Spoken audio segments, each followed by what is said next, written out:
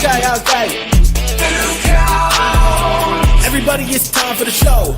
2 count, we about that go. Best in the Midwest, and we up next. Go and ring the bell, ref, cause here we go. Comedy meets wrestling. Yeah, we doing our own thing. Square circle and a microphone. 2 count on everything. Can you smell what we're cooking now? Other shows, they ain't got that style profile. And while we strut, arm raised with 2 fingers up. JR, Big Ace, Tommy 2, they something else. This show be dynamite. Next level, top shelf. I'm like, ah. Welcome to the show. 2 count. Welcome to the show.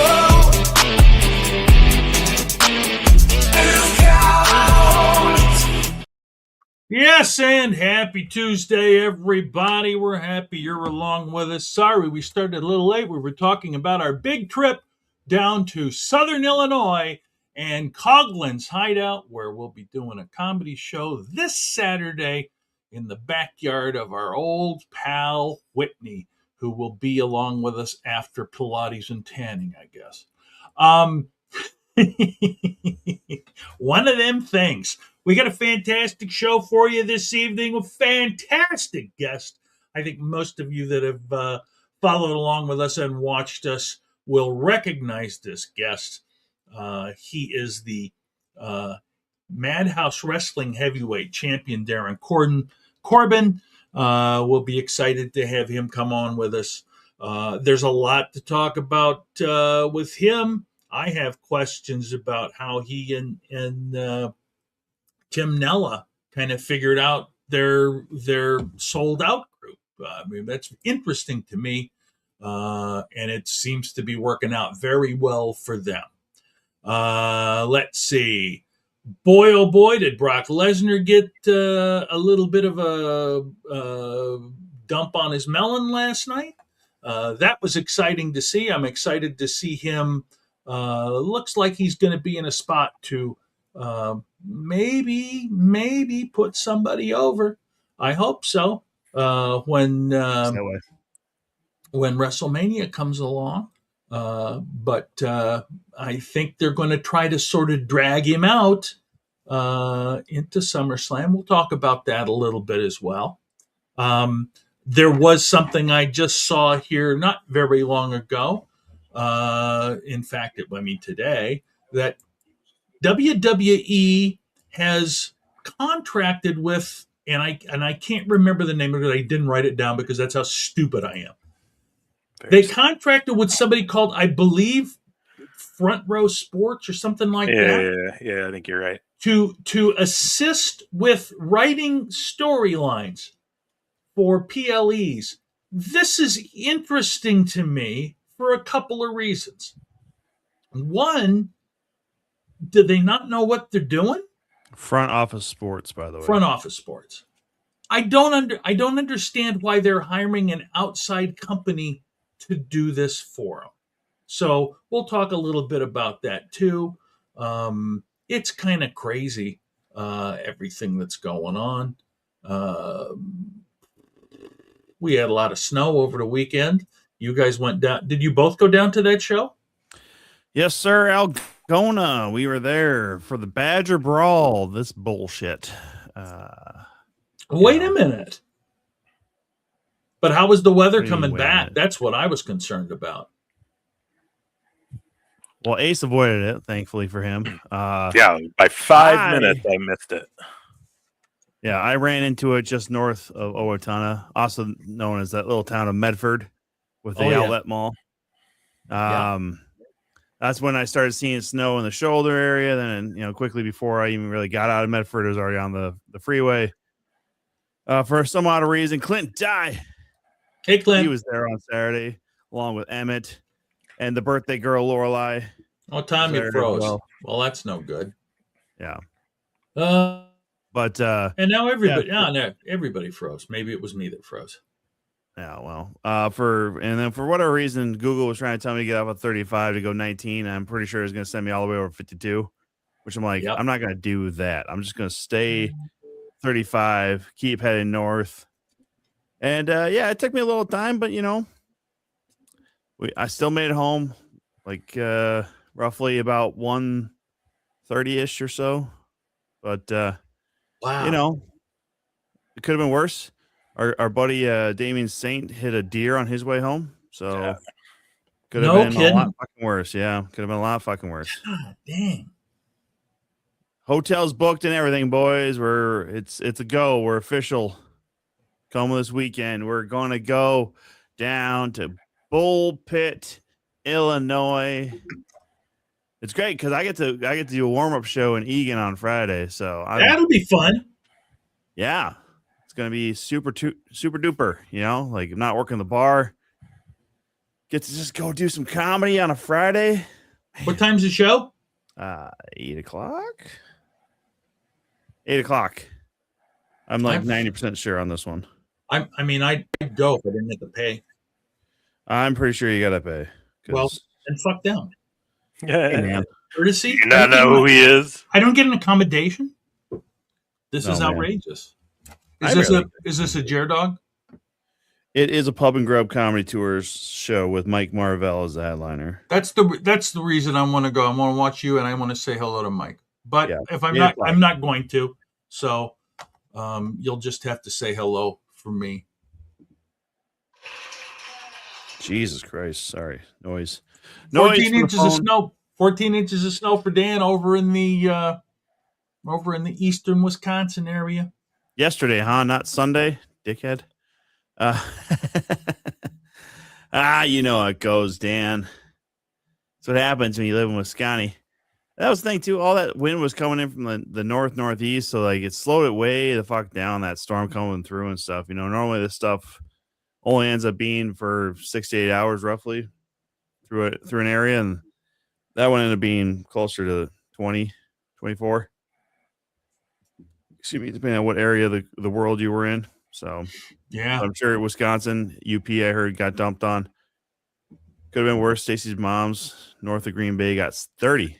Stacy's mom has got to go now. Stacy's parents north, yeah.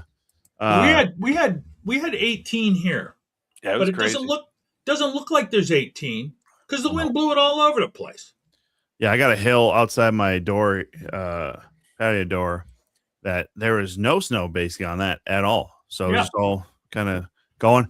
But I'll tell you this, the most treacherous part of the drive home was when it started mounting up and kind of rutting on the road, some of the snow. Oh, yeah. That was pretty fucking gnarly. But, you know, I always think to myself, there's no way I can stop, though, because if I stop, I may not get going again. They closed 35 south in Iowa, so they basically told, Minnesota obliged and ran everybody east and west on 90. So I'm sure Highway US 169 got used quite a bit on Sunday if anybody was trying to use it. So, oh, yeah. You know, all that sort of good shit. Man, the upper Midwest sucks. Why do we live here, boys? Why do we live here? JR, I know you got kids that live up here and grandkids, so that makes sense. Yeah. I got you guys. I could give or take it. You know, I don't really later.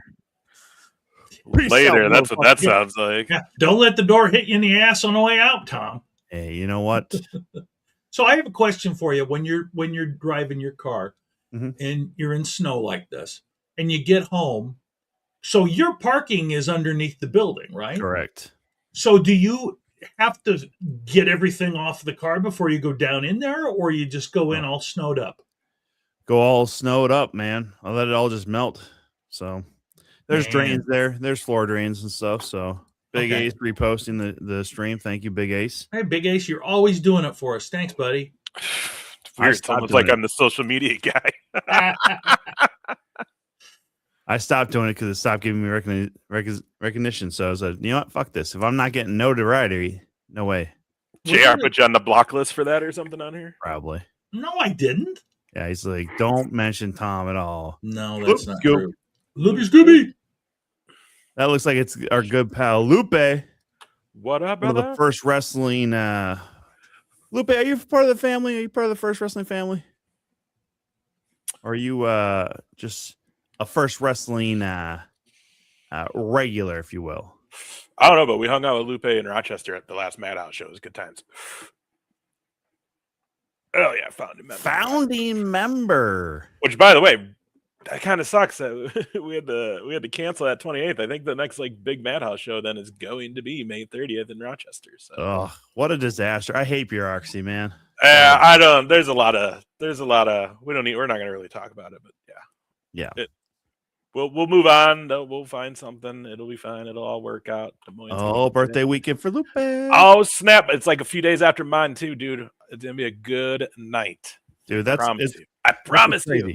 It's literally the weekend after Memorial Day weekend, so I'm on a long weekend, the weekend before Memorial Day. Then dude, we are like the shortest of fucking weeks. Nice, there we go. Shortest of weeks. Me too. Before we go to Lake of the Ozarks, birthday, bro. Very long fucking weekend, short week of work, and then into Madhouse weekend. So shit, fuck. You getting a shout out from the ring that night for sure, brother. Birthday bros. That's right. Yeah, look at you. That's dope. Look at y'all. Dude, that's gonna be a great week. That's gonna be a great dude. Yeah, we're gonna come back from that golf trip. I can go to work for a few days and then fucking Madhouse weekend. So that's gonna be good times. You can't really go wrong, man. I tell everybody, if you got your options, man, like obviously Memorial Day weekend's already a Monday off. Man, I don't know about you guys, but I've had this debate with people. People swear that you should take Fridays off. I'm like, no. Because all you're doing then is you're going to go short week and burn a Friday where you probably don't have to do shit anyways. Then you go into a long weekend and you come back for a long week. No. Do it like this. Long weekend, take Monday off. Short week, then you're right back in the weekend. It's gorgeous, man. I do like a Monday over a Friday off. I very much do like that. Yeah. And then you take a Monday off, you can go do some errands if you need to, play a round of golf or whatever, fuck around. Like, also for me, it's that anxiety on Sunday of like, I have to go back tomorrow. You mean the Sunday scares? Sunday scares? And then it's just like that all week till about Thursday. And then you're like, okay, we're almost there. I need you both to start loving your jobs. I don't hate my job. I just have hard days at my job because of what I have to do and my clientele. That's all. And today was a hard day.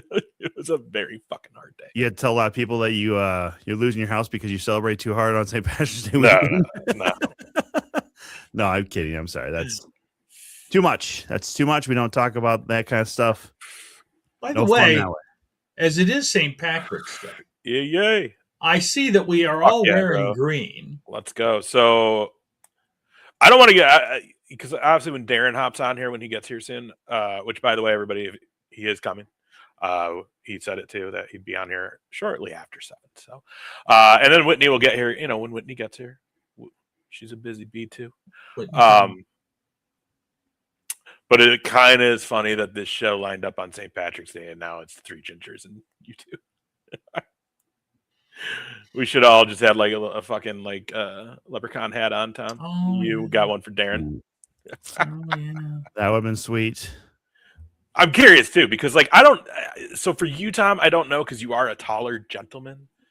I'm not. I'm short. So like I always got the whole dude, you should fucking like at the bar when I worked there. It was an Irish saloon, so every year you get to dress up like a leprechaun for us, right? Like fuck no. Forklift driver, hell yeah, dude. And sometimes that's so easy, but here's what I get, and I'll be working the bar literally after this. Vicious Victor Payne, he's one of the most hated men in Algona tonight. You know what? He can start if he wants to. He can start coming up to the ring going, "It's me, it's VVP." All right, you know what? We're gonna mute you for a second. It works though. It does work. Yeah, no, I get the giant leprechauns because Dublin in Duluth, the first time I did that show was St. Patrick's Day weekend. I think St. Patrick's Day was a Sunday, which they're normally closed on Sunday.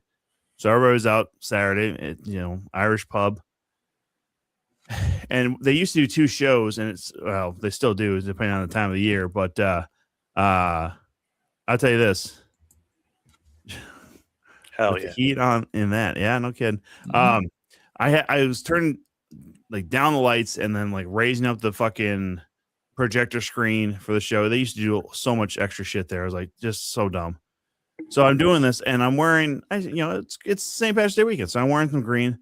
So you guys, it's a giant leprechaun. I go, I will fuck you up right now, sir. I don't give a fuck about my pay. It's literally, it's a measly amount of money for fucking hosting here. Like, I will kill you. Faith and Megara, you ever been shit upon by a giant leprechaun? I'll beat wholesale ass, man. Wholesale? Wholesale ass. Just saying. Oh, for God's sakes. We also found out on Saturday that Vicious Victor Payne has a lot of wholesale ass to beat, too, come the 28th now. Fucking people were ganging up on him. Badger, Shank, Prentice, even the Golden God, Bryce Jordan, jumped in on this stuff, man. It was ridiculous. Two of those guys are cleared to not be anywhere close to a ring right now. So, and then the other one is Bryce Jordan. No, I'm just kidding.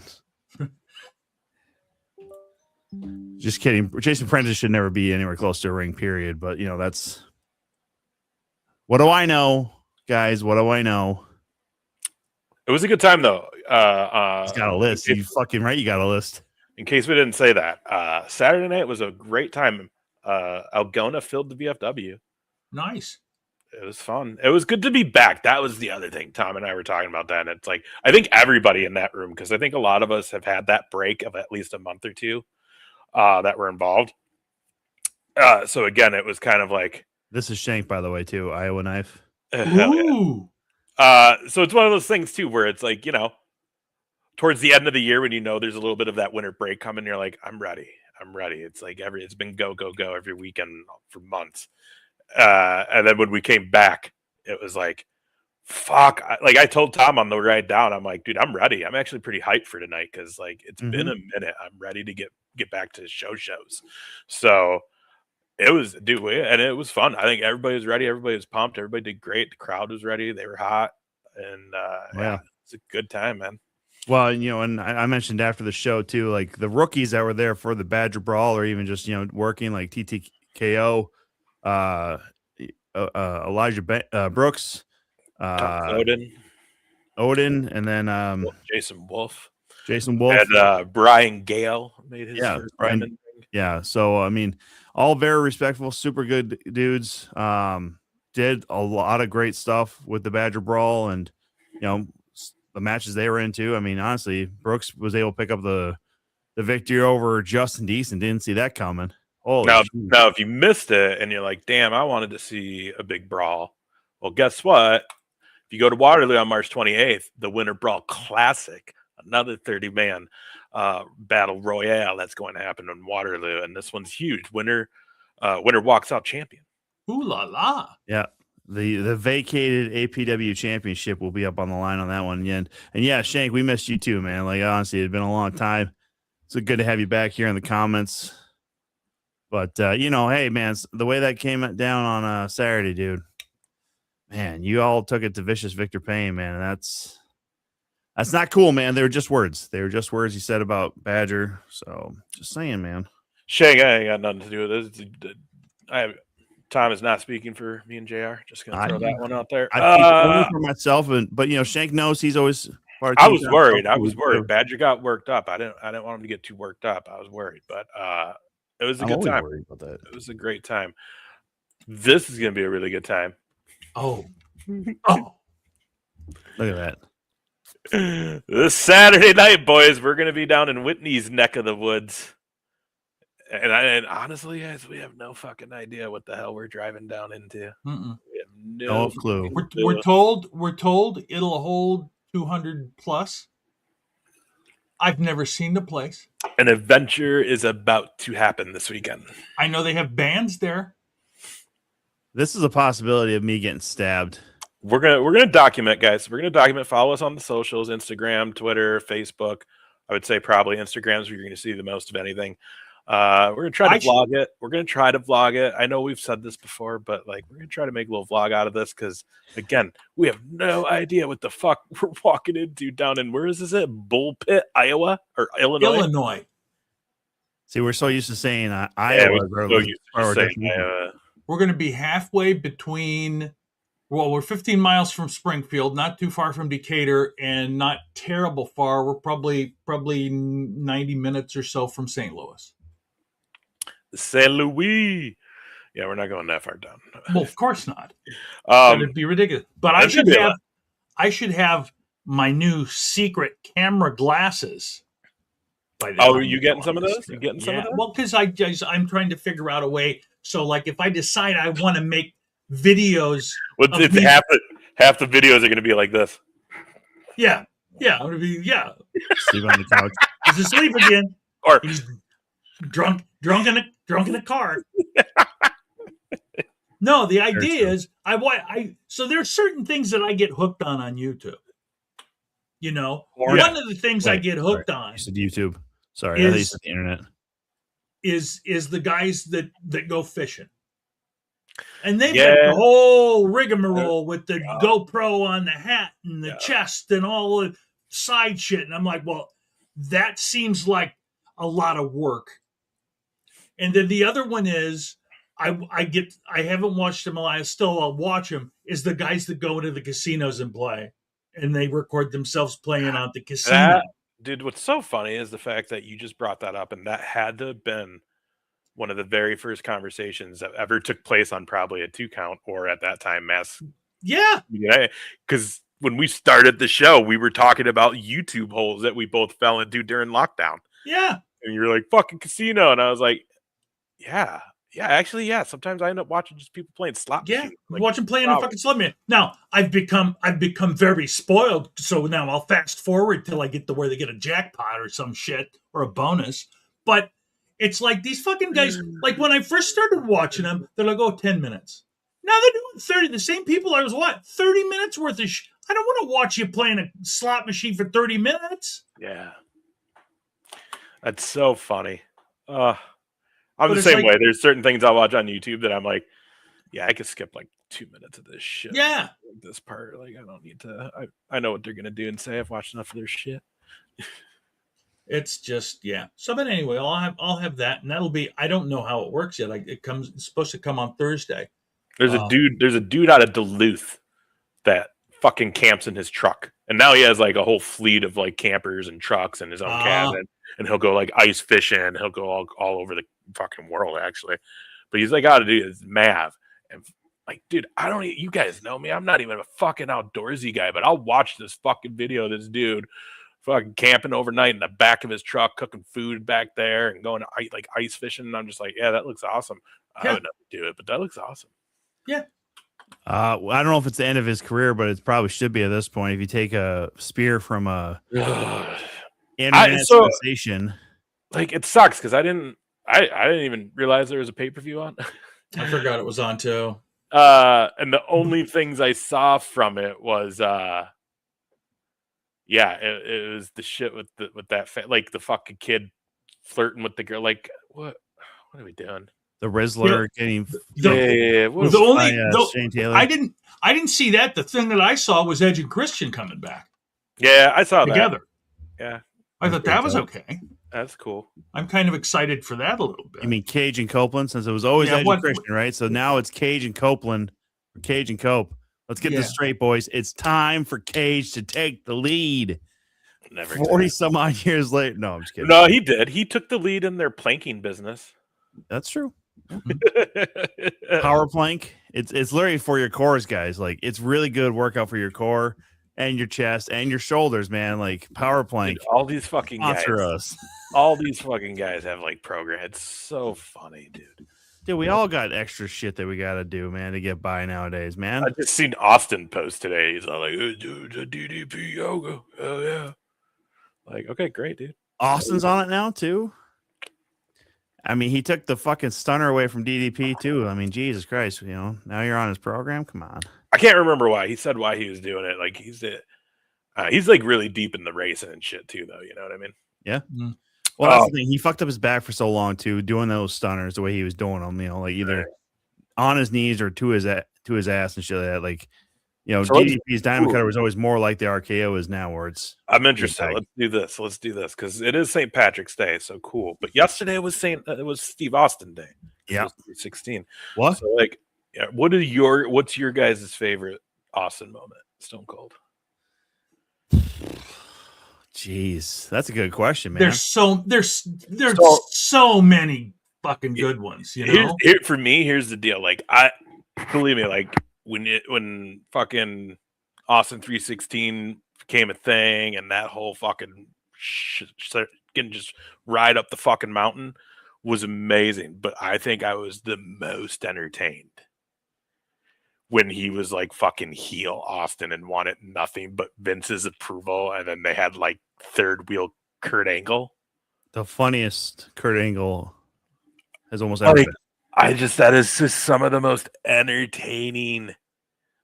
And I get it. Like, so, and don't get me wrong, like, matches are like crazy. Like, yeah, that was a great fucking match too.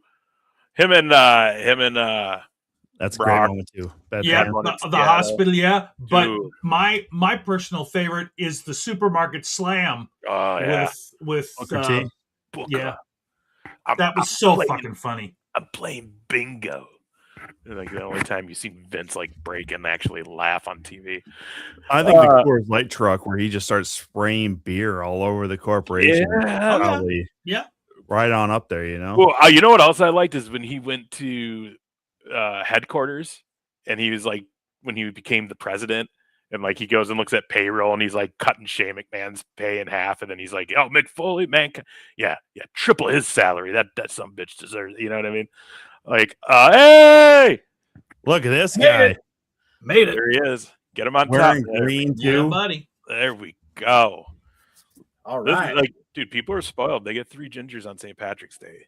Yeah, normally you only get 1 in one area, but on St. Patrick's Day we gotta make it special. So, I mean, the last time I was around 2 other gingers. I mean, this is obviously over the internet, so it's a little bit different. But I was at a birthday party. We always start singing "Happy Birthday." Literally, the whole town's fucking power goes out. So I'm just saying, there is some magic that happens. And then as soon as I left, I was like, you know what? This is not happening. I'm just gonna leave. As soon as I left the parking lot, all of a sudden the power comes on everywhere I go.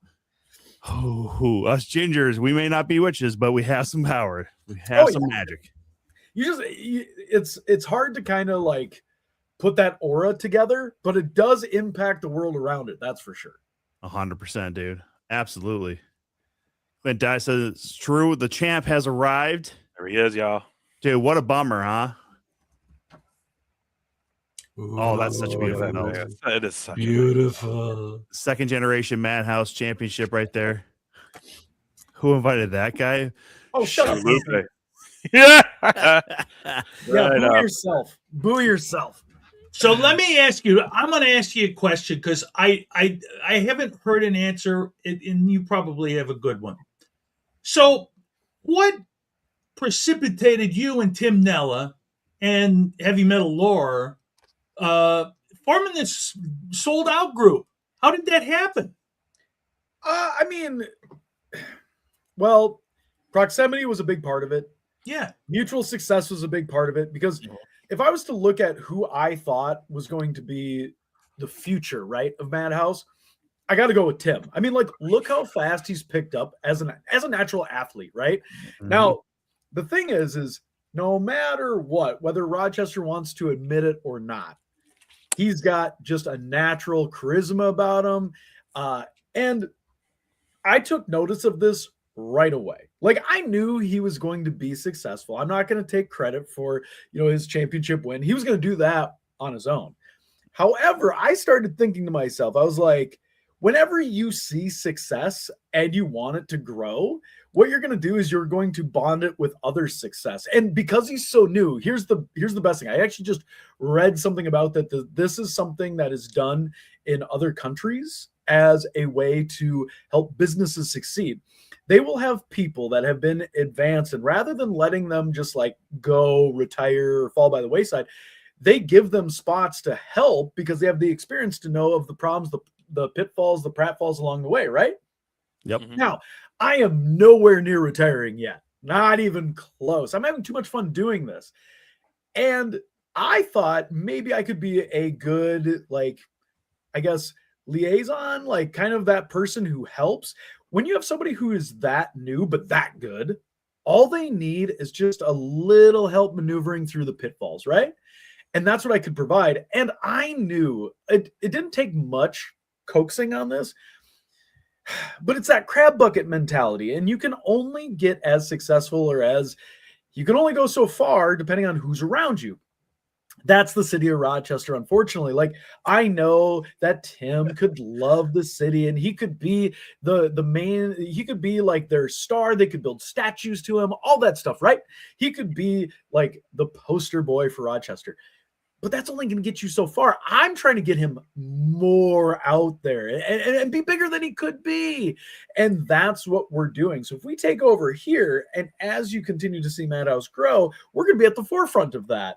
And it's not just Rochester. And of course, we were just talking about the unfortunate happenings of, like the 28th. And look, it will be it's a little hiccup, right? Mm-hmm. Nothing will stop us from doing what we need to do. And then you throw Lore in. Mm-hmm. I mean, I've known Lore for a long, long time. I know what he's capable of, and he's my insurance policy. Let's face it, he is my insurance policy, and that's why I still have this. That's why this is still here. So the three of us together, that is every strength that you would want out of any performer that you have at any show, any event, and now you have them all in one spot. And that's what we did. And we knew people were going to accuse us of, taking the easy way out or whatever. So we're playing right into it. Cheaters. I don't listen to Loopy at all. Fair enough. Yeah, I mean, if I did listen to him, that would be the equivalent of what would happen if Tim stayed in Rochester. That's the whole deal. Like, we don't listen to people who are subpar. That's how that goes. That's a great term too, subpar. Mm-hmm.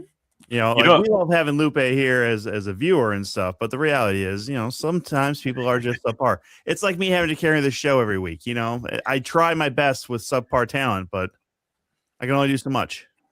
When you're given the parameters that you work with, that's how we do it. That's how we look at it. So that's what we do. This is why I enjoy you so much, Darrin. You speak truths, and when people just have a hard time accepting it, that's on them. It's not on us. It's experience. That's the experience that I've picked up along the way, and that's what I'm trying to pass down to others. What's crazy is like literally like 2 weeks ago, our mayor just announced that she's not going to run, and there were some people who were. So Tim Nell is going to run. What? Wait, what? Wait, what? Yeah. So I haven't talked to him in a few weeks, but I guarantee you there are certain people in this town gassing him up, being like, "You should run for mayor." Oh, dude, it was for mayor. Oh, yeah, the thing is, like 10 years ago, we joked with him about it, like because just everyone knew him here. Yeah, everyone knows him here. So it was like, dude, someday you're going to be the mayor, and now it's like, it could happen. Tim, you could maybe run. I mean, does that make Rochester better though? As if Tim Nella is the mayor as well? Can you imagine? Because then Darrin leaves for the cities. Fuck yeah. By way, Darrin becomes mayor of Rochester too. Then I mean, I can definitely like fit in any of the every year. Fun fact: every year when it comes to voting, I always write myself in for at least one of the 6th county judges district or the water and sanitation advisor. I always write myself in. It's more so because they always run unopposed, and I don't know who else is really going to do a better job. So I write myself in for those every year. A lot of those spaces, I actually just vote for the blank area. I just listen, somebody else, anybody else. I don't care. It could literally be vacant. I don't give a fuck. These people just don't unopposed. No, never. Mm-mm. Most successful world champion of all time, vacant. That's exactly it. So many championships across the globe. Lucky them. Whatever. I don't think I'd ever want to do politics. I don't think I just don't. It's funny as a wrestler saying that I don't want to do politics because that's what most of the successful wrestlers were always about. Right. But yeah, I don't think I could do. I don't think I could do it. It's just not in my realm. You're not the next Jesse the Body? No, I don't. There was one time actually. I remember when he was like on the campaign trail, and this is something that I kind of regret to this day. So he swung by Detroit Lakes on the campaign trail, and he was on the beach and he was doing like his, like he was going through like his plan, right? Like what his campaign promises would be. And at the end, he opened it up and he's like, if you have any questions or anything that you want to ask, I'll take 5 minutes worth of questions or whatever. And it took like everything in my power because I wanted to ask like so bad. I can't remember now, it's been so long, but he had an arm wrestling contest where he turned like he obviously like cheated during it. And I wanted to ask him and go, during your arm wrestling contest with, do you remember what was going through your mind when you decided to jump him and break all the rules? So I wanted everybody to ask all these, like, what are you going to do for single families in Minnesota? What are you going to do? And I wanted to just be like, back in 1979, when you failed to do a correct arm wrestling contest, what was going through your mind? And so like, I still regret like not asking that question. And now I can't even remember like what the origin of it was, but I would have totally done it now. Oh, of course, man. Oh like, my God. I would probably, if I was there, I probably wanted to ask something similar, like, hey, what's your real thoughts on Vern Gagne? Yeah, I cheated because I was smoking legal marijuana.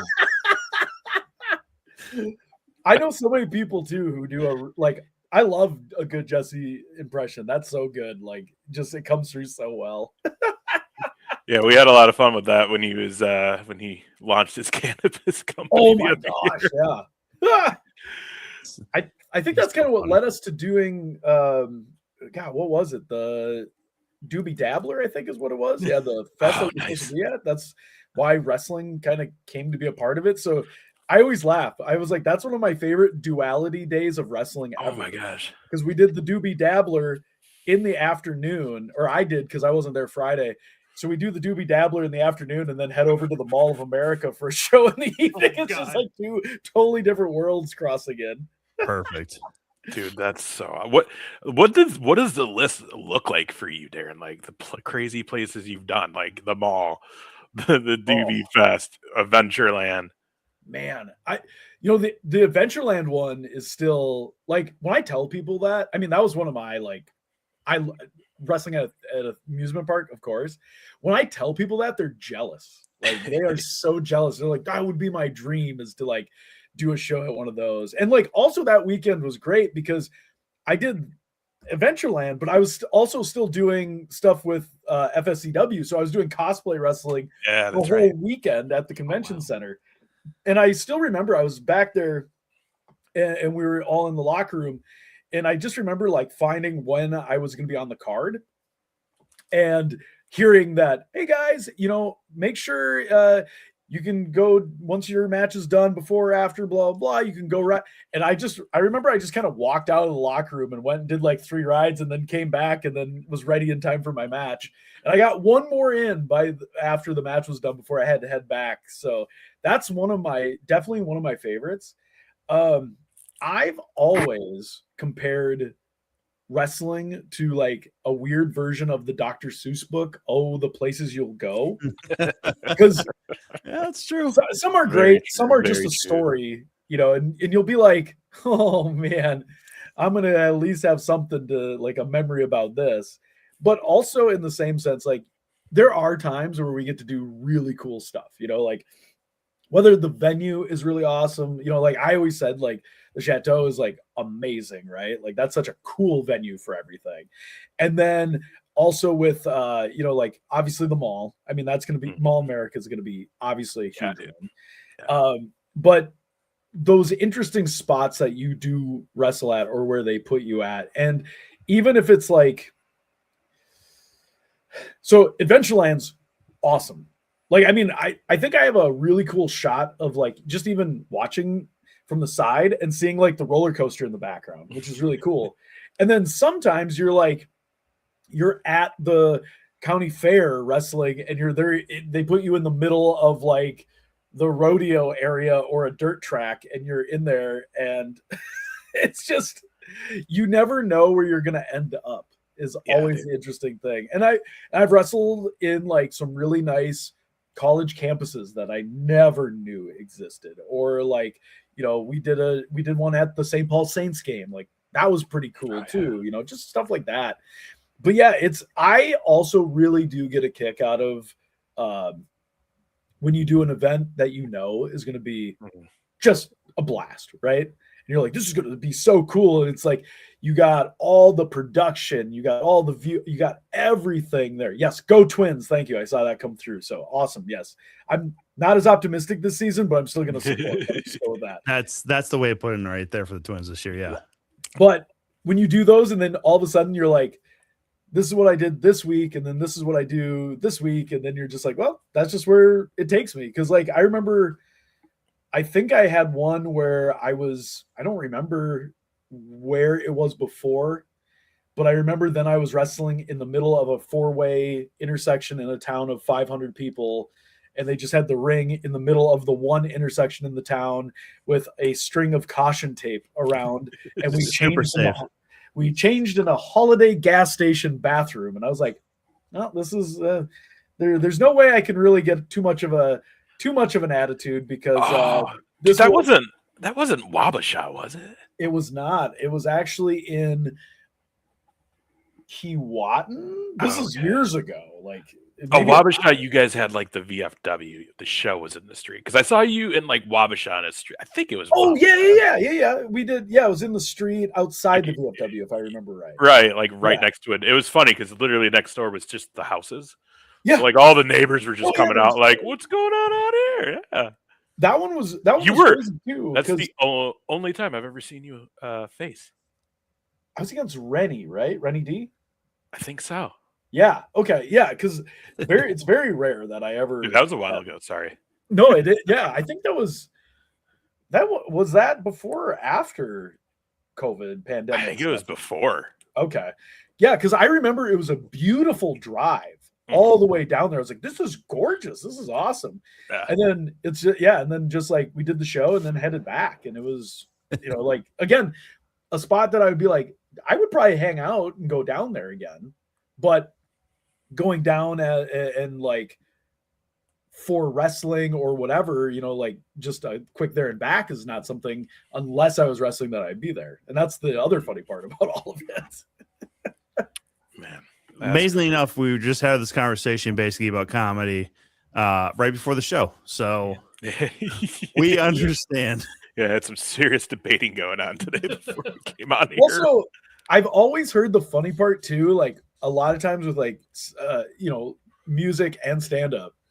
Because like sometimes with stand-up, they they underestimate, right? Like if we just have a podium or we just have a stage, we could work with it. Yeah. But they don't consider at all like what could be going on also there, right? Like that's always a huge one. Because I always think it's interesting. Like this has come up a couple times with my friends who do comedy.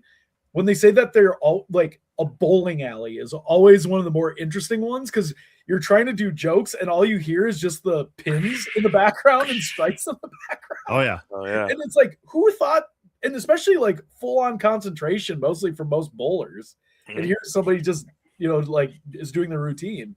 And that's something that I always get a kick out of is when people don't consider what's going on around that building. And they're just like, well, if we do this, we can have this will be entertaining, right? The one bowling alley that I did, they didn't have bowling going on. They actually had us go out and stand on lane 9, and that's where we did the show. Oh my gosh. Was it still oiled? Yeah. They said, be careful, it could be oily. And I'm like, you have to like penguin walk your way out there. Fuck. It wasn't so bad, but it's just it's up in the UP, so I didn't expect much. I always tell people it's like you get to these places and they're like, yeah, we want you to stand in front of the dumpster and tell your jokes. Thanks, and I'm like, it wouldn't be my choice. I don't think that's the best place, but if that's how you've always done it, I'll fucking do it. Yeah. That's another thing, like the proximity to where you are. Like because that one's always interesting too, because there's been so many times where I see like it's a corner stage.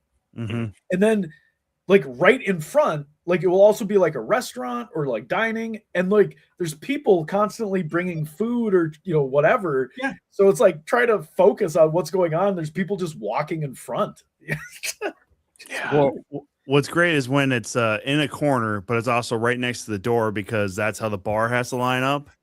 And it's all of a sudden like, oh, hey, welcome. I know you weren't prepared for this either because no one fucking can be. Like, hey, we're here, though. You didn't know this was happening. I didn't know you were going to be here. Oh, my God. Like, welcome to this. used to be one out in Dickinson, North Dakota at the Ramcota, and your stage was a 4x4 chunk of plywood.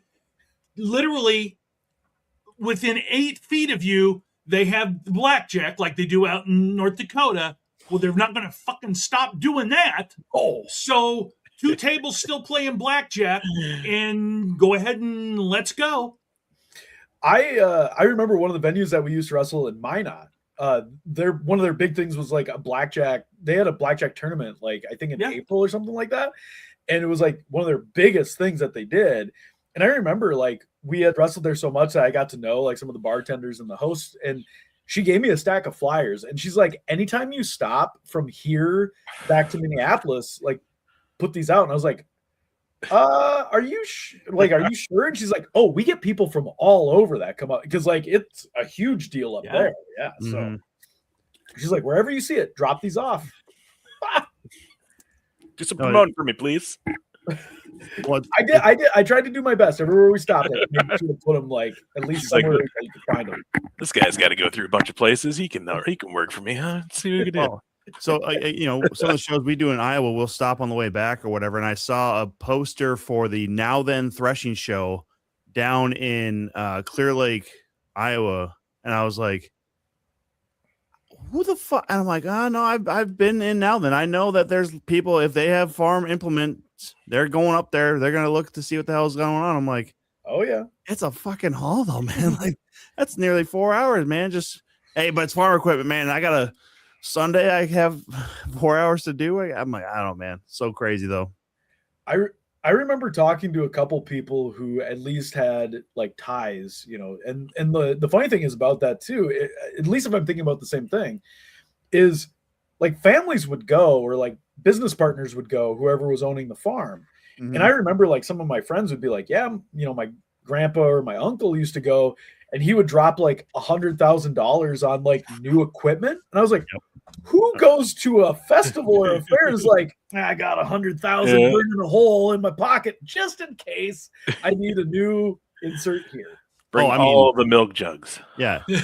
If you've never been to the Texas State Fair, it's literally a month-long fair just to sell trucks, I'm pretty certain. So that's kind of how it is. It's literally just, I'm going to go there with $80,000 of cash on my pocket. I got to get a new truck for the ranch, and away I go. It's like, what a fucking deal. What a deal. When I lived up in Fargo, they used to have something called Big Iron. And that's all it was. It was fucking week-long selling fucking implements. Damn. Yeah, I was going to say, I was trying to think if that sounded familiar because, like Fargo was so close to where I grew up. Yeah. And I remember they always used to have stuff coming through like the Fargo Dome all the time. Oh, gosh, yeah. Like a lot of fishing shows and stuff like that. And I knew a lot of people would get like like the fish finders and like new motors and boats and stuff like that. And then ice fishing. Like I know a lot of people would get their like ice fishing houses there and all that stuff. So I knew that came through a lot. So it doesn't surprise me because where I grew up, I knew a lot of people did, but I just thought it was interesting to go to an event like that and be like, man, I got the money to drop. And it's like, whew, that's a lot. That's crazy, dude. Well, can you imagine being the sales guy who's just like, hey, come on. Yeah. Oh, you want to spend 100,000? Well, all right. Like, look, we're doing a buy two get one. If you really want, depending how big your farm is, if you really want success, buy two get one on this one. Oh man, Jesus, yeah, no shit. I always wondered that we'd go to like the home RV and vacation show, Jay. Because the radio put it on. We used to have to work it. Yeah, we used to have to work it, but like as a kid, we would go to that too, though, and it was like. My family was poor. We weren't buying shit. We went for the free shit, the free rulers and keychains and any treats. And it was like, who's actually here that's spending like 60 grand on this RV right now? Oh. Like, who's doing that? Like, that's the deal? Like, what the fuck? And like walking in, and it's like, because we had a spot that was kind of like I think it was the hockey rink, like during the county fair that we had. And like, again, that would be very similar where they would have like all the alongside the one wall. And there was, dozens of them in like a hockey rink, which took up a lot of space, know, but you're just like, I didn't know that this was big enough to host one of these. So it's just kind of funny. Yeah, it's sure. Always weird when you like, especially when you get in a venue like that, you're like, fuck, how, like, yes. Dude, that's one of the most fascinating things about venues, though. Like, especially like the like big ones, the pros and stuff, on just like the capabilities of those venues, like how they can do like almost anything in these things nowadays. It's one of those things that stands out to me from doing conventions so much. Yeah. And like being at the convention kind of at the same time as it's being set up and watching, because like I have a couple friends who do a variety of different things where I didn't realize what goes into it, where you rent the space and you're there for so long. And then the idea that you're like, hey, where are you located? Oh, I'm at A32. And then trying to find where that is on a map because the actual convention center is so big. Mm-hmm. But to have the floor, have the convention hall or have the actual vendor hall. And then the idea of like having to be so bold or confident or however you want to put it, to be like, all right, I'm going to drop this amount to be a vendor. And I'm hoping this crowd is into what I have, And I think that would just be such a risk for me. Cause I think of myself at the merch table, and I've always said my merch sales are always like this. Like sometimes I'm like, this is gonna be a great day, and sometimes I'm like, nobody gives a shit. I'm like, and I'm ready to check out like right away if that happens. Mm-hmm. So I think to myself, where you're like, all right, I'm gonna drop X amount of money, and you can make it back. And definitely, like a lot of my friends who are, who are artists or writers or anything like that, like they have unique, really cool stuff. So of course there is the option, but like, what if it is not that type of crowd? Or also too, like, it's a whole weekend. So you're like, you start on Friday and you're like, well, I did okay on Friday. Let's hope Saturday's better when everyone's off work and everyone's coming, because that's generally the big day. But the idea of being like getting your foot in the door and then selling this much product to make it back. Mm-hmm. And then on top of that, it's like such a gamble to me. And I'm always impressed with the people who can do it. But like, again, I think of it from like a wrestling standpoint. I'm like, that's a risk. You know what also sucks about those things is if you're doing it as a vendor is like you're fucking load in and load out, because it's just it's a fight. It's a fight to get a spot. Because we used to, when I had a DJ company here, we'd do the big wedding show they do in Rochester every year. And like you said, it's a gamble. It's like, okay, we need to book this many weddings to make sure we just made good on this. And on top of that, you got 4 other DJs in the building, 5 other DJs in the building. You don't know what they're talking about. It's not a big area, so we all know each other, So it's like, fuck. But the worst was the load in and load out, because you're and at that, especially load out, because everybody's just pissed. They're ready to go. You've been there all morning, all day. So like, cars are just trying to pull at the same time, flipping each other off, honking. It's just like, I just want to get out of here. And nobody knows how to organize the like actual lot to like, if you're able to back up there, great. The amount of times where I've watched the loadout now and been like, aha, you can see who's done this before, because they have the fancy wagon, the collapsible this and the collapsible that. But watching people come out with like, one is for the setup alone, like your display, and the other is for your product, or the other 2 or 3 carts are for your product. That's wild to me. Well, so when we with Absolute Pro Wrestling, their first place in Waterloo was at the National Cattle Congress, which was a very weird spot, but literally the next building down was the flea market. So, we'd finished with the setup, and I sometimes would wander down, and I'm like, yeah, it's the same thing. I would never know, like, why are you here? Like, first of all, this is not on the side of the river that you think people are going to be interested in commerce, first of all, in Waterloo. But then also you are selling some stuff that only people in Iowa would probably buy, to be real fair. Dude, I don't know, though. I love a good flea market. We have one in my hometown of Detroit Lakes that normally in the summer, I think it runs either Thursday through Sunday, or like every week, or at least every weekend. And while a lot of it is very much the same, there's some very interesting stuff that comes through there. And I'm always like, there's got to be a hidden gem, like I know specifically there's one guy, and he always has like sealed NASCAR items. I'm just like, right there has to be like somebody who's like a big Richard Petty or Dale Earnhardt guy, right? And you're like, that to the right person has to be something. And so it's interesting to me. I'm always like, I don't know enough about it to know if it's like, do I buy and sell or how to do that? Right. But yeah, a lot of those too, you just stumble upon. And like flea markets actually used to be my favorite for like video games. Oh, yeah.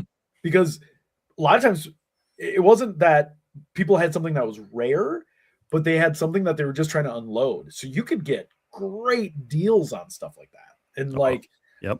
I was piecing together my Super Nintendo collection like not too long ago, and flea markets were great for that. Like $3, $4 for games that online are going for like $30. Dang. It's the give and take of it all, right? Oh yeah.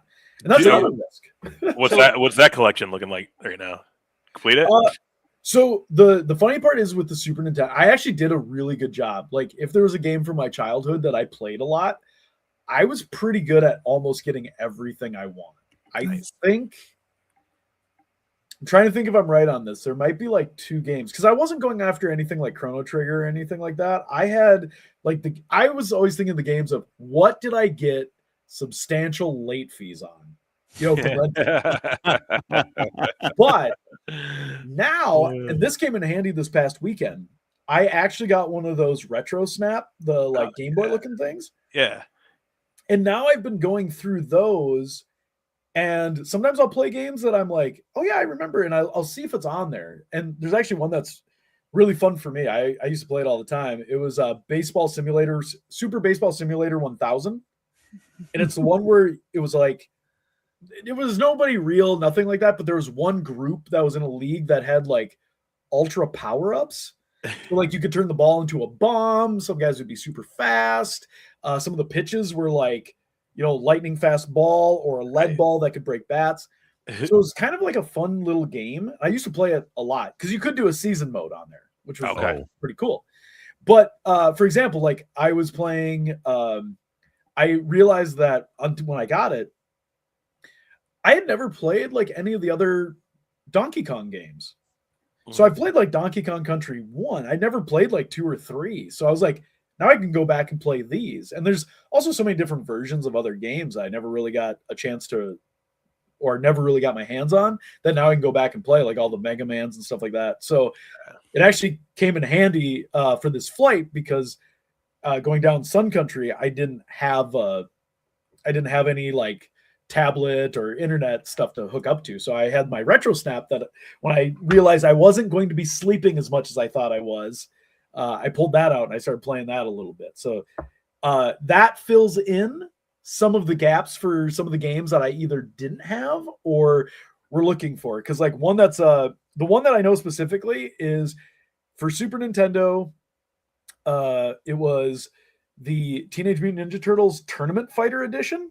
Okay. And that one's kind of like, some people either really know it or people are like, I had no idea that exists. It was just a fun kind of like Street Fighter style game. And the other one is Mutant League Football for the Sega. They have that on there. And that one is great. There is one for PS4 that's like a version of it, but I miss like all the crazy stuff you could do on there. So that one was fun to get. I remember Mutant League. That shit was fun. Hockey. The hockey one. Yeah. You mentioned growing up in Detroit Lakes area. So are you a Zorba's guy or do you find them overrated? I do like Zorba's. It's one of those deals where sometimes it's kind of interesting to me because like when I do go home, I don't actually, it's not one that I crave. And you know, Zorba's is kind of around other places too. So like, it wasn't one that I crave, but if I were to be like a friend wanted to meet up, or if we brought back a Zorba's pizza, it'd be great. That the thing that I have pleasant memories about is I used to have one of my best friends. He had a pontoon that was on Detroit Lake. Oh yeah. So we would push off and we would go to like we would leave the dock. And then you could call Zorba's. And by the time the pontoon got to Zorba's, you could just get off on the beach, go across, grab your food. It'd be ready by the time you got there, hop back on the pontoon and head to the sandbar. Nice. Hang out. So we used to do that quite frequently. But a lot of times lately when I've been around, I don't really venture too much into town often. The last time I was there was probably like maybe just a couple of years ago. But I do like the pizza. I do like it. It's just not my first go-to when I'm back home. Gotcha. Mm-hmm. I wanted to talk about this. You're a big baseball guy, Twins guy. You go to a lot of games. Yes. You got the helmet collection. What's it? The ice cream? You do the ice cream in the helmet? So Oh, shoot. He's got him right there, guys. Yeah, I got it. Yeah. So I have the ice cream helmets. I got those. I'm trying to find how I can kind of display them in a certain way. I have an idea, but I'm trying to think of like how to hang them. Oh, hell yeah. You know? Hell yeah. But I have my house upstairs in my room, there is these weird shelves that are there, and they're just wide enough for the nacho helmets. Yes.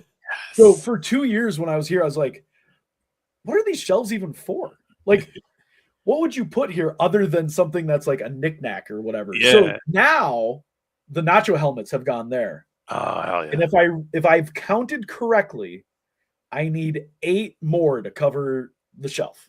So hell yeah. There's part of there's part of one shelf and then the bottom row. And I think the bottom row is 6 and then 2 more to go. So take it easy there, Bryce.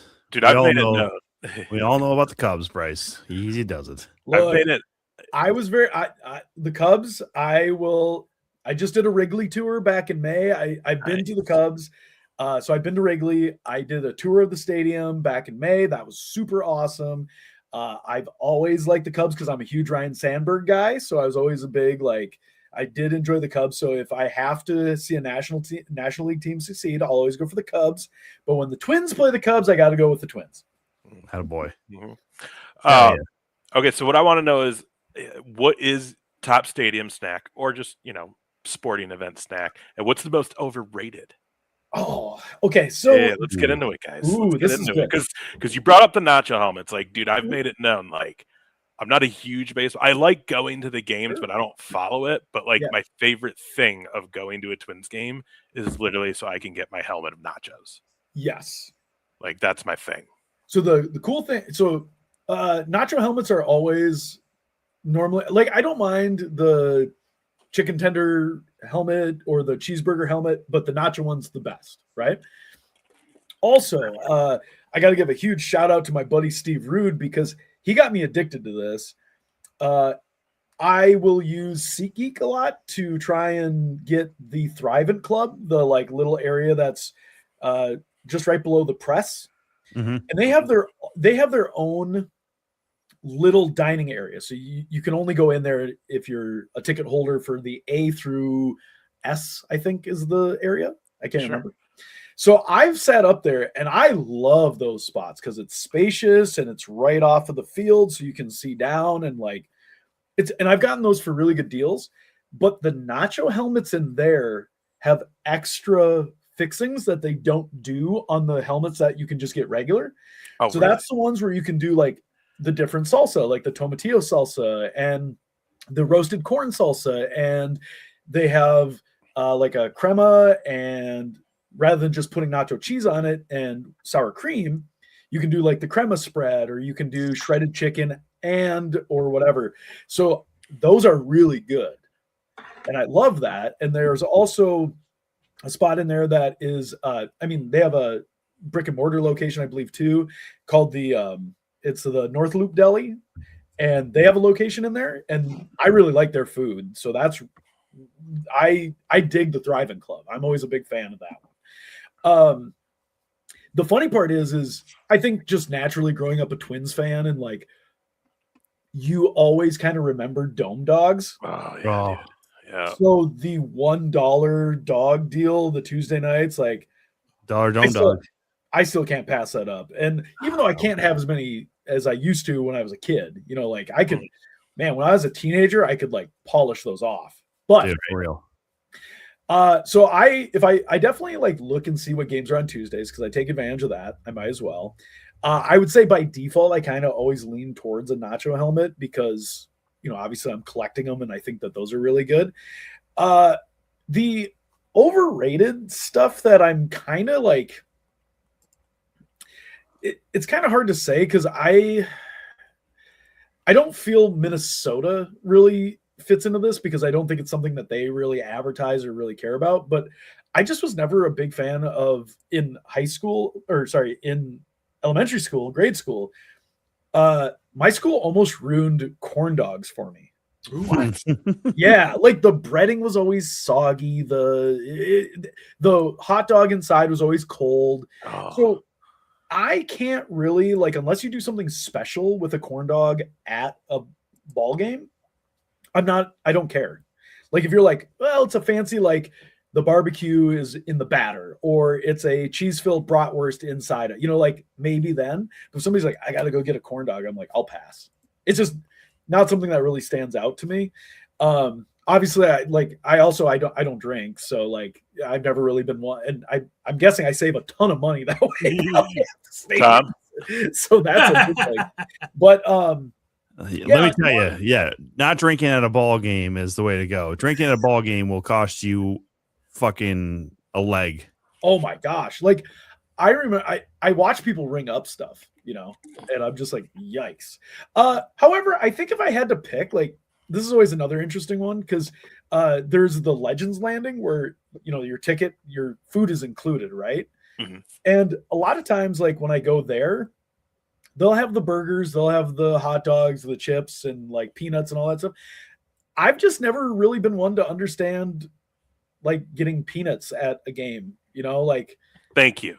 Yeah, I eventually I get bored of having to work in life just like for this little like peanut, like, and I've made a huge mess. I look like a slob, and I don't even get through the whole bag, and then I get sick of them by the time I'm through the whole bag. So like the whole like peanut and Cracker Jack thing is not really my thing at a game. So I mean, like I said, I'll do the hot dog throwback to the dome dog all day long. I'll do the ice cream even and all that stuff. But yeah, I don't know. I never really, same thing with like, like popcorn. I associate popcorn with movie, not the game. Yeah. I'll have it if you have it, but I don't need to be like, oh, we need to get a popcorn. And, right. Well, I get it. I get it when I need to munch on something, but I don't want to spend money. I'll get popcorn. There you go. So I would say that's probably my overrated one. Like peanuts, though. Thank you. Because like it worked its way into a song. Like, all right. Yeah. Like I never understood why peanuts were so associated with being at like a ball game and like why do I like there's so much other things. Well, congratulations, because so many people are now allergic to peanuts that they can't really be sold almost anywhere. So yeah. I've noticed that that's been it's a very, if it's a public place, it's not some place where you really see just like peanuts being sold anymore.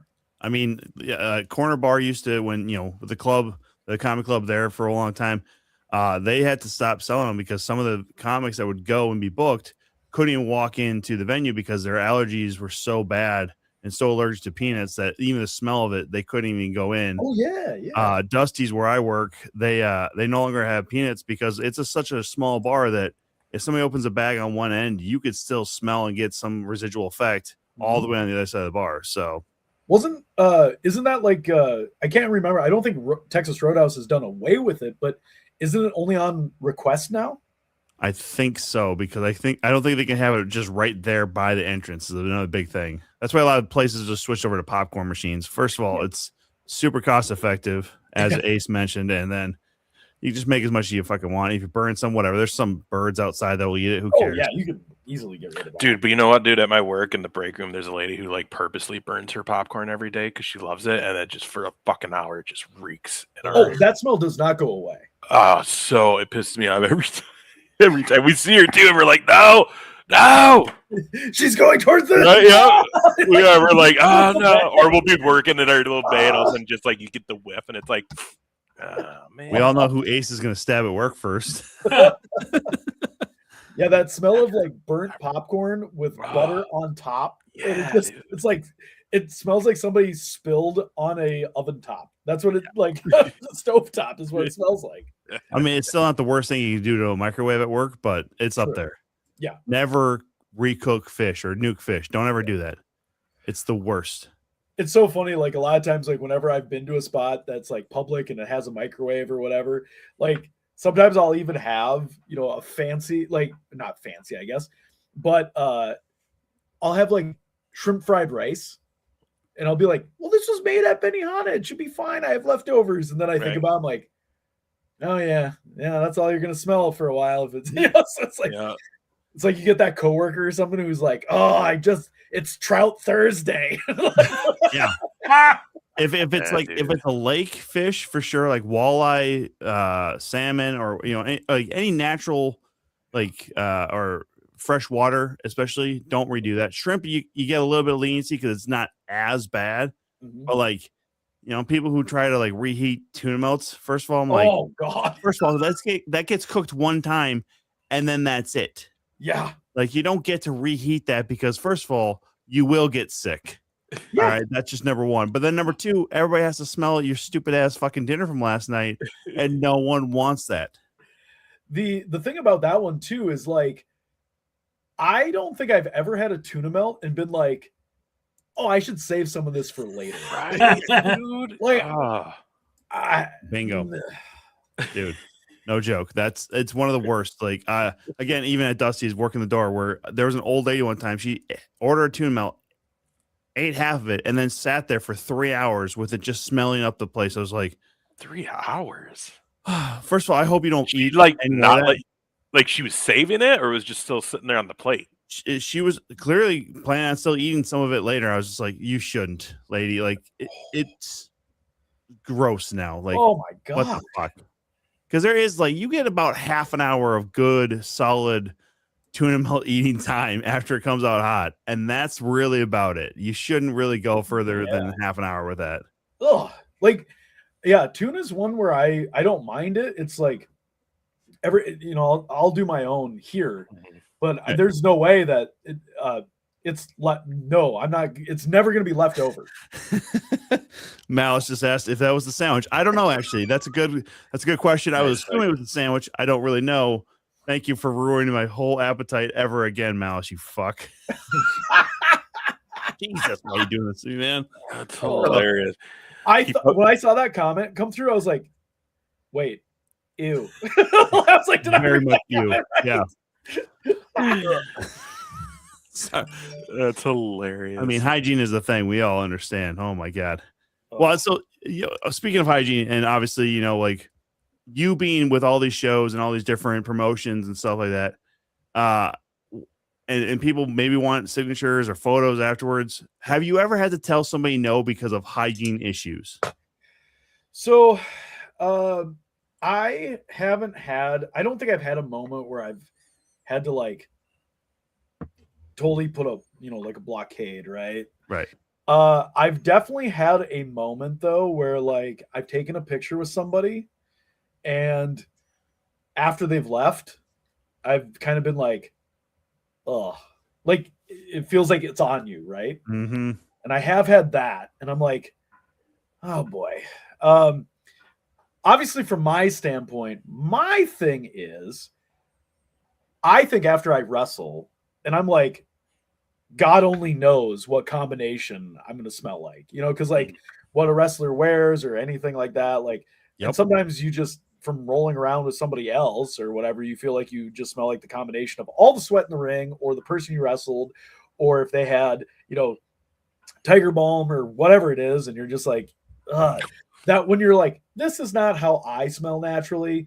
Gross. That. There's right. that. The one that I've had where I've kind of had to I always kind of have to take a step back, and I never wanted to be, I know this sounds funny coming from me, I never wanted to be rude about it just because I never know if there is a health issue. Right. But I've definitely always I've done stuff where I've backed off a little bit because of really bad breath. Mm-hmm. That's one that's really got me. Mm-hmm. So a lot of times I'll be like, oh, hey, real quick, I'm going to stand back. I stink. I'm really sorry. I'm going to put a little space because I've also been feeling under the, I've always made an excuse for that one where I've been like, right. I'm feeling a little under the weather. I don't want to get you sick. I'm going to put a space. But yeah, bad breath generally is the one that gets me a lot at the show because I'm always like, oh boy, it hits you right away. Yes. And I can't focus on anything else of the conversation if we have that. And yeah, I've been at some shows where that's happened, and it's like, and they're always the hardest mouth breathing people. And what sucks is they're the nicest too, and they want to talk to you, and they're genuinely interested, and they're very big fans, and it's like, yeah. And because like it's the thing. It's not intentional, but I can just tell, like, normally when they're talking, they're just like, "It's so good to see you." It's like they just exhale, and you just get it. And like that's, again, like I said, I just never know if there is a tie or however it works. So I just always try and be like, "Oh, hey man, like, sorry, I don't want to get too close. I'm not feeling too well." So now if anyone's watching this and then I say that, they're gonna be like, "Oh, he thinks I smell." Like, hey, but honestly, sometimes that is for the benefit, because if they are watching and they understand where that's coming from, sometimes people just need a little bit of shove in the right direction, whether it be, hey, not that you need to, necessarily, brush your teeth more, but it might be something like a bad tooth or, halitosis or something. Like it could literally just be a sickness that you just don't even realize you have, kind of thing. So yeah, bad breath being one thing. It's just more, and I'm not even trying to stereotype all wrestling fans this way, because we've all just been around people where it's like, all right, listen, like, at the grocery store, like, I don't know what is with this person, but like I can't be here now. Like I gotta go. But unfortunately, in this realm of wrestling, we get a lot of those people where it's like, all right, I'm just gonna have to deal with the stench. It happens. I have definitely walked the conventions or the grocery store, like anywhere wrestling or whatever. I've definitely walked down like an aisle or a pathway and been like, "Oh God," and like it's hit me.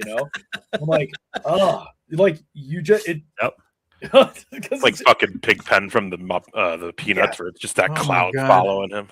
Would you like to hear my horrible story about when I worked in grocery stores up in Duluth? Yes. So I was ill and had just moved up to Minneapolis in 1984. I was supposed to go to Duluth and work at the super value stores up there. I told my boss, I don't feel good. He says, well, go up, you can come back and go to the doctor. So I go up to Duluth. I go to the first store, everything's fine. I'm staying overnight. I go to the Country Kitchen when they still had those things. Hell yeah. And because I don't feel great, but in my stupid mind, I'm like, you know what would be good? A bowl of chili. So I have my bowl of chili. I go home. I sleep. I wake up first thing in the morning, go to another super value store out in Denfield or wherever the hell it was. There's not many people there. And I start feeling my stomach gurgle a little bit. And I'm like, uh-oh, probably shouldn't have had the chili. There's nobody in the aisle. So I let it fly. And my God, it was horrible. Even to me, just disgusting. And I'm like, shit, I'm probably sick. So I go on about definitely means something's wrong inside. Again, and I out it comes, and it's horrible. So to let you know, I'm working in the dog food section, pet supplies. That's what I'm working on. And across you can bring dogs inside too. So yeah, and across the aisle is baby care, diapers and stuff. Around the corner comes a woman with a small child in the seat of the cart. She comes by me. I can tell she smells it. Checks the kid's diaper. Looks around. Checks his diaper a second time. And I'm just like, Jared's like running for the exit all of a sudden. Like, did you check your diaper? Jesus. She checked the diaper 2 times. That's how lousy it smelled. How'd you not shit yourself if it was that bad? The idea that I'm already on board that she blamed the kid. Like that's my favorite, is like, oh yeah, that's got to be the kid. Oh, Jeez, and that was when I was young. Now if I were to do that, they'd say, "Sir, do you need help?" That's not healthy. It's not healthy. Oh my God! No. Oh man. I had actually, I don't know if I've ever shared this on. I've shared this story before, but I don't think I've ever shared it on like anything like this. So this one's always a good one. I love our topic, like just natural progression.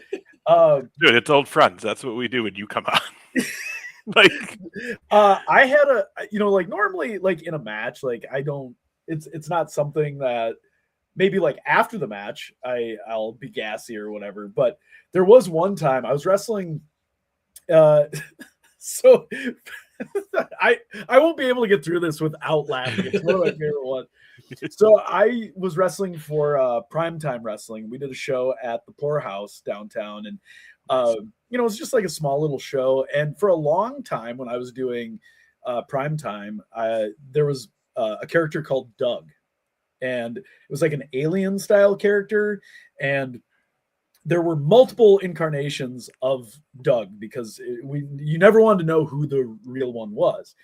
But it was funny because I actually really enjoyed doing the character. I really had a blast doing it. So the main thing is Doug never really was not supposed to be like a trained wrestler. So like he would always like just do rolls and like tickle his opponents. And then the key was they would play Teach Me How to Dougie over like at some point you would just call for it. They would play it over the PA and you would just do like a weird like dance like to whatever. So that was like the whole gimmick.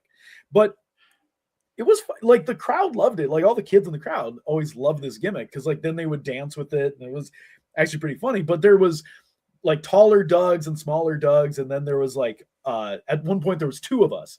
And so I was doing I don't think he'll care if I give it away, but I was actually doing Doug, and my tag partner for this time was Darius Martin, was doing Doug. So we're doing double Doug. Double Doug. Love it. And we're wrestling Wildcat and Thunderfrog. Nice. And so there is a point. So the Poorhouse was a small, intimate venue. And there was no guardrails or anything. So there was like maybe 50 people at this one because it was just small little show that they were doing. And it was one of those ones where people are right up on the ring. So like they're just right there and they can pound the mat if they want. So like anyway, Thunderfrog goes to give me a big swing, like Cesaro style. Whatever I had, whatever it was, whatever it is, I just let in the swing, I just let a heinous fart go. And I knew it was going to be bad because, like, when you release it, you know it's going to be bad. So he puts me down, and there's like everyone's down at some point. I think that might have been the last thing. And so, like, so Darius is down, Wildcat's down, and Frog is down. And I'm now also I have to say that there's a Doug mask, but it's also a full body suit. So, but like the Doug mask can go here. And so, because I think everyone kind of understands this. When you let one go that's real bad, it changes like the temperature around you. Like that's how you know. So my whole it's so warm in here now. Yeah, my whole suit got warm, and I was like, "Oh, this is gonna be so bad." And I'm like, "I wonder if anyone will notice." And Darius climbs over and he goes, "Oh my god, dude, was that you?" And at that stage, I just start dying. So I'm laughing already. So you could probably see the mask be like, and then the other key part is I hear Wildcat over in the corner. He's like, "Oh my god." So then I keep laughing more, but then in a mutual spot, everyone's trying to rally Frog and Cat, and they're pounding on the mat. And so I turn and I'm like, "Oh my god, they're circulating it. They're making it go." I was like, there's no way that they cannot smell it. And then Thunderfrog just goes, "Wow-wee, who shit their fucking pants?" Now I'm done. Now I can't stop laughing. Like, I can't even get up like off the ground. I don't know if I took the finish. I don't know what it even was. I'm dying. So like if somebody picked me up for something, I'm still laughing. Like I laughed from that point all the way up. And it was so. I just remember getting in the locker room, and I know Darius takes it off. He's like, "Was that you?" And I was like, "Yeah." I was like, "Everyone got it. Everyone." And it's one of my favorite, like, funniest moments. But I will always remember Thunderfrog just being like, "Wow, who shit their fucking pants?" And like, I know everyone could hear it, like it's that close. Yeah. So all of these elements together just make I've never laughed so hard for so long in a match. Oh my God. I've had moments where I've broken. I've had moments where I've just like I've laughed but gotten it back on track. But like that one, I couldn't stop laughing, and I think it was just a whole combination of a perfect storm there, and it's ridiculous. And like I just read this comment that came through where there's a Andre the Giant, yes, sharding himself mid-show. There's also, I don't know if anyone's really familiar with this, but there's a term, like, I think it was Dusty Rhodes who referred to things as a muffler, where you'd wad up a bunch of like toilet paper and you put it like in your crack, so in case you shit yourself, it blocked it. And I think there's one story where he bumped and he was like, "Daddy, my muffler fell out."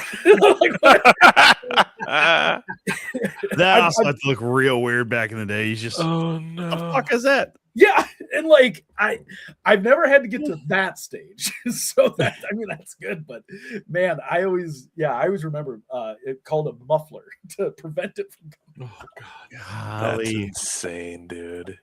Wow. I mean, that's a good term for it, though. Like, you know, a little bit of prevention back there. You never know.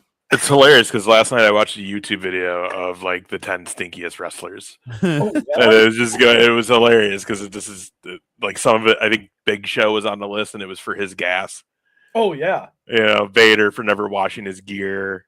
Yeah, because Vader, like, wasn't the deal he got like notorious heat for it or something, or like got a lot of heat for it. Shawn Michaels was giving him a lot of heat because his pits were fucking terrible too. So, or at least that was the idea.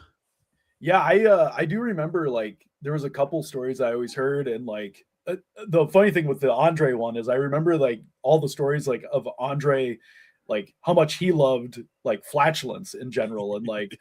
I still love that story on the like Princess Bride set, and he just releases one, and they're like, "Are you okay?" "I am now, boss." Like, and then I think it's pretty like well known, the one of Mr. Fuji ribbing Yokozuna on the plane and giving him laxatives before they got on the plane, and he was so big, so he couldn't get into the lavatory, and they had to bring a waste bucket. And he's like shitting into the waste bucket, like in the plane, you know, like not enclosed. Because I can't remember what he did or like who he supposedly disrespected, but like Mr. Fuji was like a key prankster. And like, oh, dude, he was evil. The stories about that guy. Didn't he feed someone their dog or something? I'm pretty positive that was the origin of the Al Snow Bossman Pepper thing. Like he legit did that. Like. I have. How do you not go to jail for something like that? Fuji was a gangster because you're Fuji, man. Like, first of all, you don't. That little man, you're like, you can't do that. But the idea that Yoko at that time too is like, you know, he's 600 pounds. Oh, dude. So he can't get into one of the lavatories, and I believe he was sitting like he was always in the front because he had the two seats. Yeah. And so then they're bringing waste baskets, and imagine you're the poor flight attendant. God. He's like, I did not sign up for this. That would have been my last day on the. I mean, what are you doing? You telling him to sit on the bucket as you're holding up a fucking like blanket, like. And then someone has to go dump it. And where do you put it? Like in the toilet, like you gotta dump, like. It's like I think it reminds me a little bit about like Cartman from the like Warcraft. Like that's probably bathroom now, man. Oh my god. Oh. Half packet. Oh god, that's my word. When I first saw that episode, I was dying. Oh. So gross. Just the progression over time, like that. Oh, it was so nuts. Oh my gosh. Yeah, no. Yeah. Fuji fucking fed someone his dog. That's crazy. The ribs were hard back then, dude. That guy had no one speed. Like it was anyone I've ever talked to who's like talked about him was like, dude, yeah, if you fucking don't. Like the fact that you would feel like unsafe because of you don't know what's gonna happen if you're getting ribbed. Like some of them where you're like, oh, these are, you know, like nowadays it's like, oh, these are just fun little pranks, like fun little ribs, and then you know, like all the famous ones where you're like, 1, 2, 3 kid with no eyebrows, and you know, like you know, the plane ride from hell, all those things, and oh my gosh, you know, like, but hearing stories of like Rowdy Piper, you know, like, do you want it enough, kid? And like they drop him off, and he had to hitchhike to the building to make sure he made it on time, just to show that he wanted to be there. Like that's insane when you think about that. Dude, I still crack up that he actually had to go like days painted half black.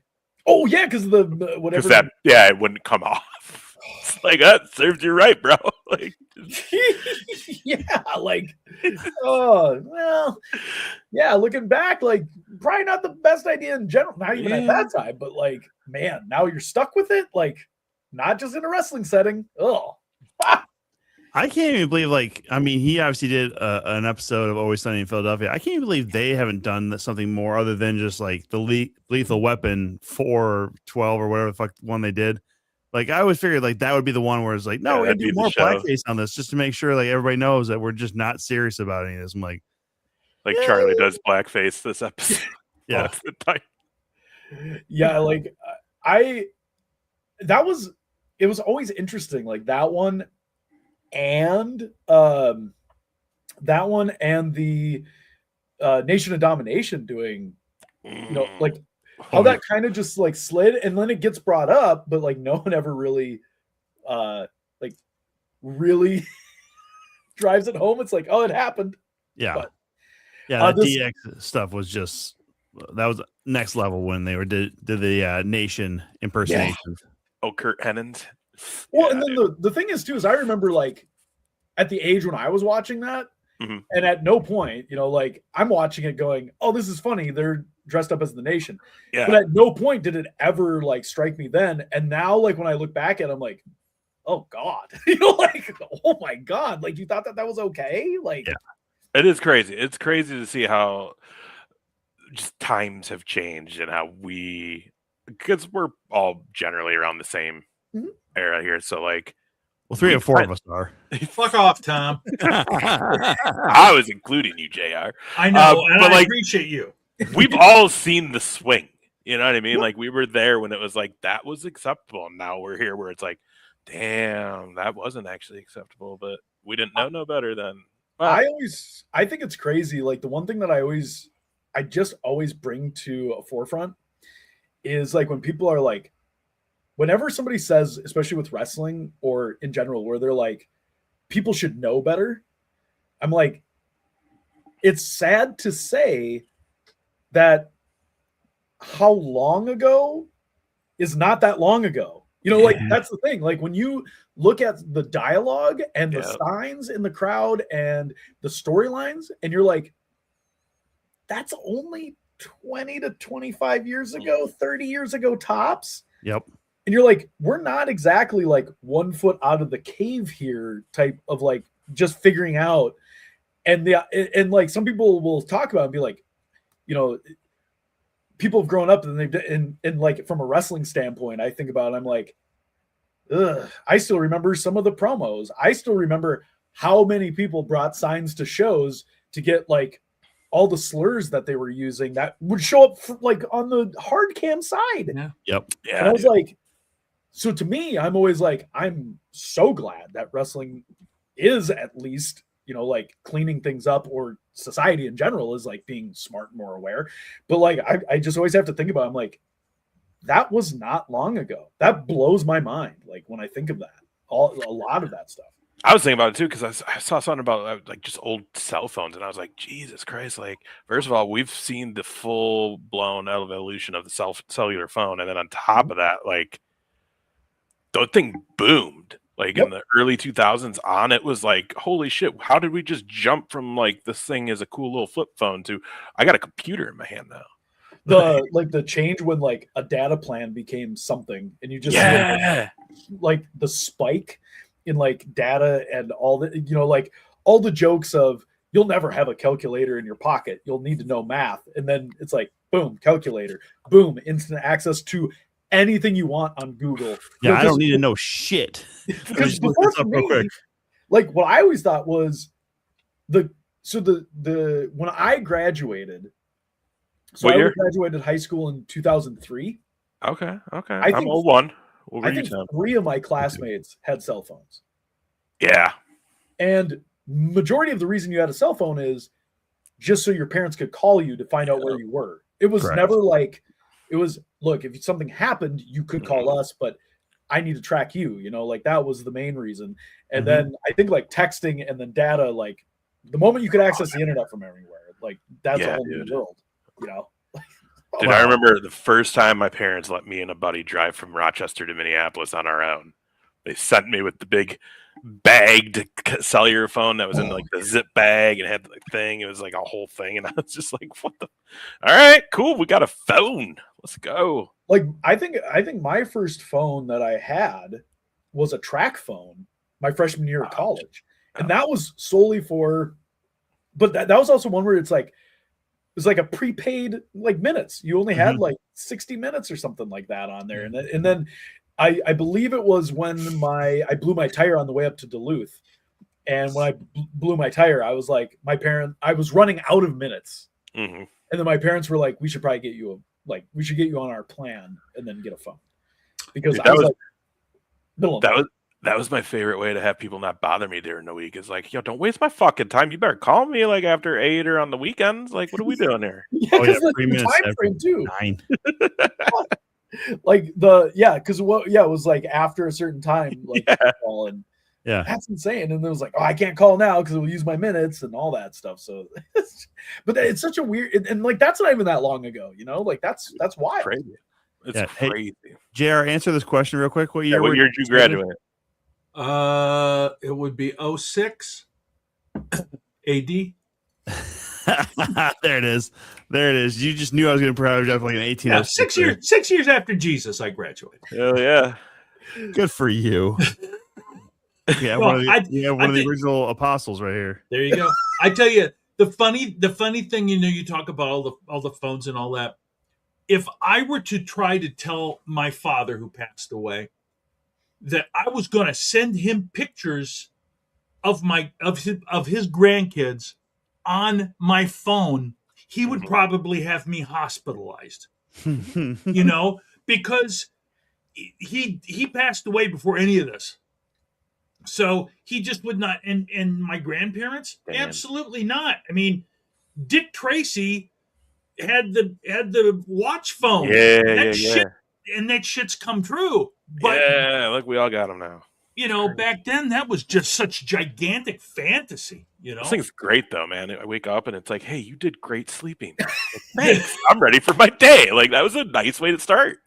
Mine was pretty pissed at me this weekend because I got back from Phoenix, and then I just like when I landed, I was whatever, and I remember at like mid-afternoon, I was like, why am I so tired? And I was like, I knew I didn't really get a lot of sleep, and I like looked at my little thing on my Fitbit, and when I looked at it, it had the like I'm disappointed in you face. It's like you should really sleep more. Fuck you, wristwatch. I don't need your approval. I didn't buy you for this. No, it's actually funny because I there's a gal at work. She's in HR. She has one of the Oura rings that like tracks her sleep and everything. And she ended up cutting her finger pretty bad and had to get stitches. So they actually cut off her first Oura ring.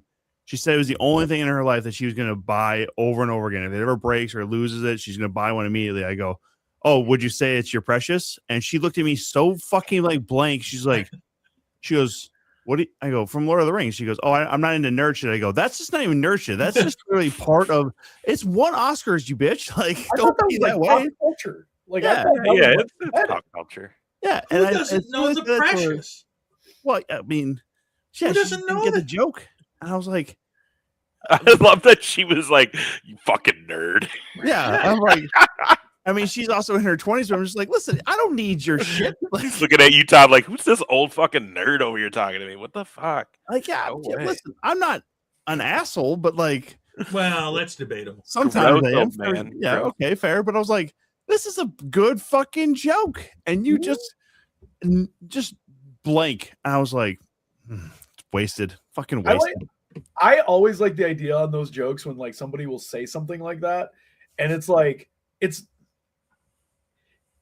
as if you're the crazy one for not assuming that you don't know this movie series that like everybody can talk about and recite at least a part, even if you haven't seen everything. Correct. Like, yeah. You know, like the idea where you could throw up a meme and I'd be like, Lord of the Rings. You know, like I would know that what it's from, right? Yeah. And she like looks at you like you have two heads, and she's like, what do you mean? I'm not into nerd shit. Or are you into the world? Do you know what like movies are? Like I'm guessing you would have heard of this at one point. Exactly. Well, so maybe this was just because maybe this is a guy thing, but I'd like to think not. When I was years ago was living with my roommate, his at the time fiance was living with us. We had the conversation of, well, we should watch a Sylvester Stallone movie because we haven't watched a Sly movie in a minute, and you got to get one in every once in a while. And she's like, "Who?" So we're like, "Fucking Rocky, Rambo, like what do you want?" And she like knew nothing about this, nothing. We're like over the top. She's like, "What's that?" We're like, "You know." So we made her watch. Maybe we should have started with Rocky. Should always start with We Rocky. started her with Over the Top because me and him were just, we fucking, the Hawkins sons, let's go to fucking, well, you're my head around, so I can turn the engine, you know? Dude, it's a classic. And she was just like, you guys like this? And we're like, you don't? Like, he's like, we're engaged. And I'm like, you're going to marry her? It got to that level. Because then she also kind of started. Well, then she started being like, "And you want me to watch this boxing movie?" And we're like, "Whoa, like, hang on a minute here. You sit your ass down." Like the idea, you know, like first of all, I mean, like all things considered, like there's a statue, Rocky statue, a fake character travel to take photos with. Guilty just did it this past year. And you're going to be like, oh, it's just a boxing movie? Like, again, another thing, too, is like, I could even maybe, like, pass a little bit if somebody was like, I've never seen Rocky. I know it sounds weird. I've never seen Rocky, right? Okay.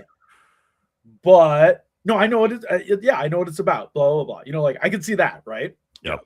Because it's, like, these are movies that are referenced in other movies. Like, that's another thing. Like, people talk about other movies. So it's like, Whitney's on fucking Twitter. I just got home. Show's over, Whitney. About to be. That's how I felt bad. What was the last time? Was it New Year's or whatever? Where I was trying to jump back in. I was driving back and I got. You came in. We were already gone. It was like that's like the dream that you have where you're late for your final and you get to the classroom and all of a sudden no one's there and you're like, oh no, I missed my final. I failed. Well, dude, and here's the deal. Every year we say like, hey. We love you, Whitney. We're so excited for this weekend. It's like we should plan that out more so everybody like, and then it's always like the week of, or like, oh yeah, hey, by the way, we're gonna send you a link. Come by if you want or can. Like, because the idea it'd be great to see just a bunch of the people that have been on the show come through. Yeah. But it's usually just the people that we're at shows with every weekend because it's so last second. Create this. Yeah, the yes. Yeah. Yes. Mm-hmm. Like if somebody, again, that's another one. If somebody was like, I don't know who this Fonz guy is. Oh my god. What? You know, like or the Mary Tyler Moore in downtown Minneapolis. Mm-hmm. Yes. Mm-hmm. Same thing. I think people forget, like, yeah, some of these things are just icons, not of their time though, because I mean, I didn't have cable growing up, but I, reruns. So I saw Mary Tyler Moore. I saw, Happy Days. I saw Hogan's Heroes. Like some of that stuff is literally part of growing up. Some of that is just part of the psyche of your being. Like, what the references are. And I think we've lost it because we literally have just so many options for entertainment, TV, movies now, like streaming and all these other different shows and networks. And like, do we really have that consciousness of like, we all have like 20 shows for sure that we've all just watched? I don't think that's even possible anymore. Well, the other thing too, though, is like growing up, you didn't, like you said, we didn't have the availability with the internet, the streaming platforms. It was TV. It was the TV, and you know what? You would sometimes have to watch whatever your parents were watching. Roseanne, baby. So you're watching. Yeah, shit. Yeah. Lawrence Welk, baby. And then also, there's times that like you're home from school, daytime TV's on. There's not. What are you gonna watch? Oh, hey, Andy Griffith's on. I guess I'm watching that because there's nothing else on. I'm not watching Oprah. You know what I mean? So like, and then standards. No Oprah for me. No, Oprah for me, bro. Not till the later years. She wasn't hopping till then. But it's like things weren't. But then it was kind of also like passed on because also TV was kind of a family thing at times, like until it got to the point where everyone had a TV. But like even then, it was still somewhat limited. Where now, like kids grow up in a home and they're not watching what their parents watch, and even if they're telling them about, they're not going to watch it probably because they got the phone and they're going to just go somewhere else and watch fucking Blue's Clues or whatever. Or at that age where they should be taking that in, they're going to go watch whatever YouTuber's doing what at that moment. Yeah, because I also remember going back to what you said, like. A lot of times it was sometimes you had a show that you stopped to watch, like you Tuesday night, blah, blah. Or I think for some of us might be able to relate to like the TGIF lineup. Oh, yeah, baby. I was just going to say that. Yep. You know? Like, step by step. Yes. Step by Step, Family Matters, Boy Meets World. Like, oh, yeah, dude. Full House. Yeah. And that was always the thing too. Cause like, you know, I remember like I probably watched every episode of like Home Improvement, right? Yeah. And then when it was always a big deal when the show could potentially move to a different day. So when it was like on Tuesday and it's like next season, Wednesday, and it's like, oh, wait, is that going to be doable? You know, because like again, I got church on Wednesdays. Dang it. Yeah, you didn't have the option, you know, really of like you could record it. Like VCR, like that's where we were at that time, like for me in high school. So like, yeah, even catching up on that, like it became like I'm gonna watch. I don't want to miss an episode, you know.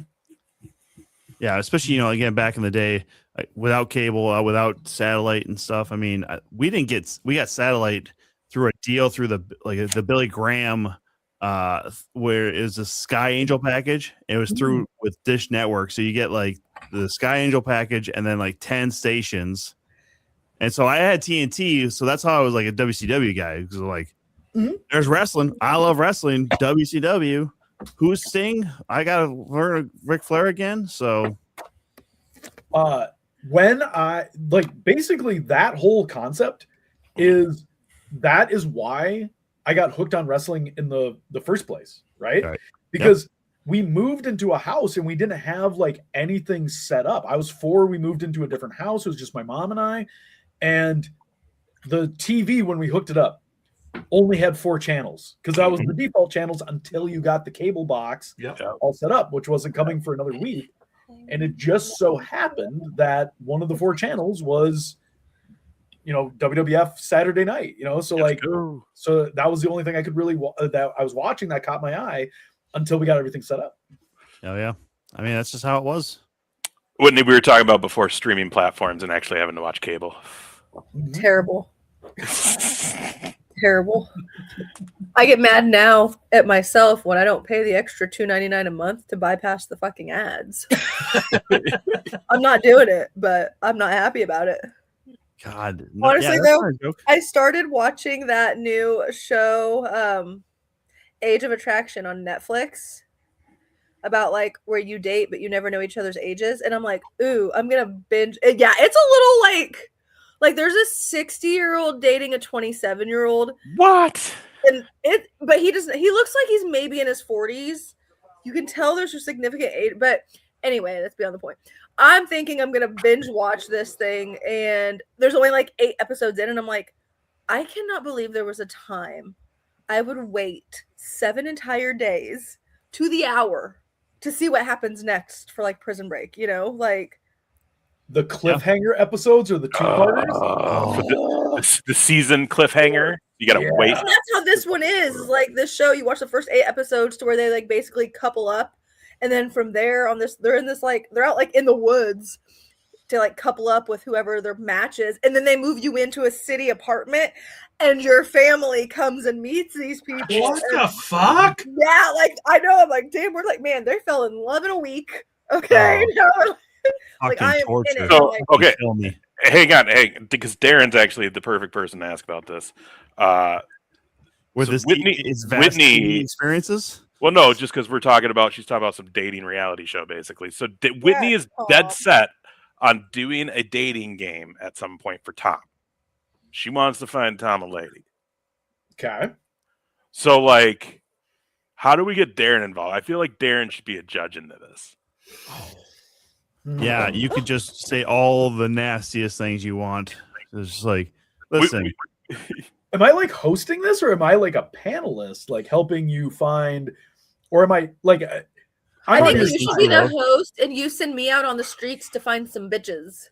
The first thing that popped in my head is I was like, how can we bring back MTV's Singled Out? Yes, McCarthy. Yes. I'm in it. That would be great. Because I always remember like when they would cut the people, be like, do you, neat, tidy. They cut, and then everyone just has to walk. Yo, fucking waving at him like, ooh, you missed out on this. We used to actually do that up at the Rock in Fargo way back in the day when I was up there working radio. It was a fucking nightmare because we'd get people to do it, and then we had them go out on a date to a restaurant, and sometimes it was pretty fucking terrible. Still, one of my guilty pleasure like dating shows is Next from from I remember MTV. That thing was a nightmare. Like that was just a literal like that. It could go wrong all the time on so many different levels. Yeah. And I loved the awkwardness of when they were trying to like force conversation to get to know each other in the time frame, or how people would just react to getting rejected like right away. Oh yeah.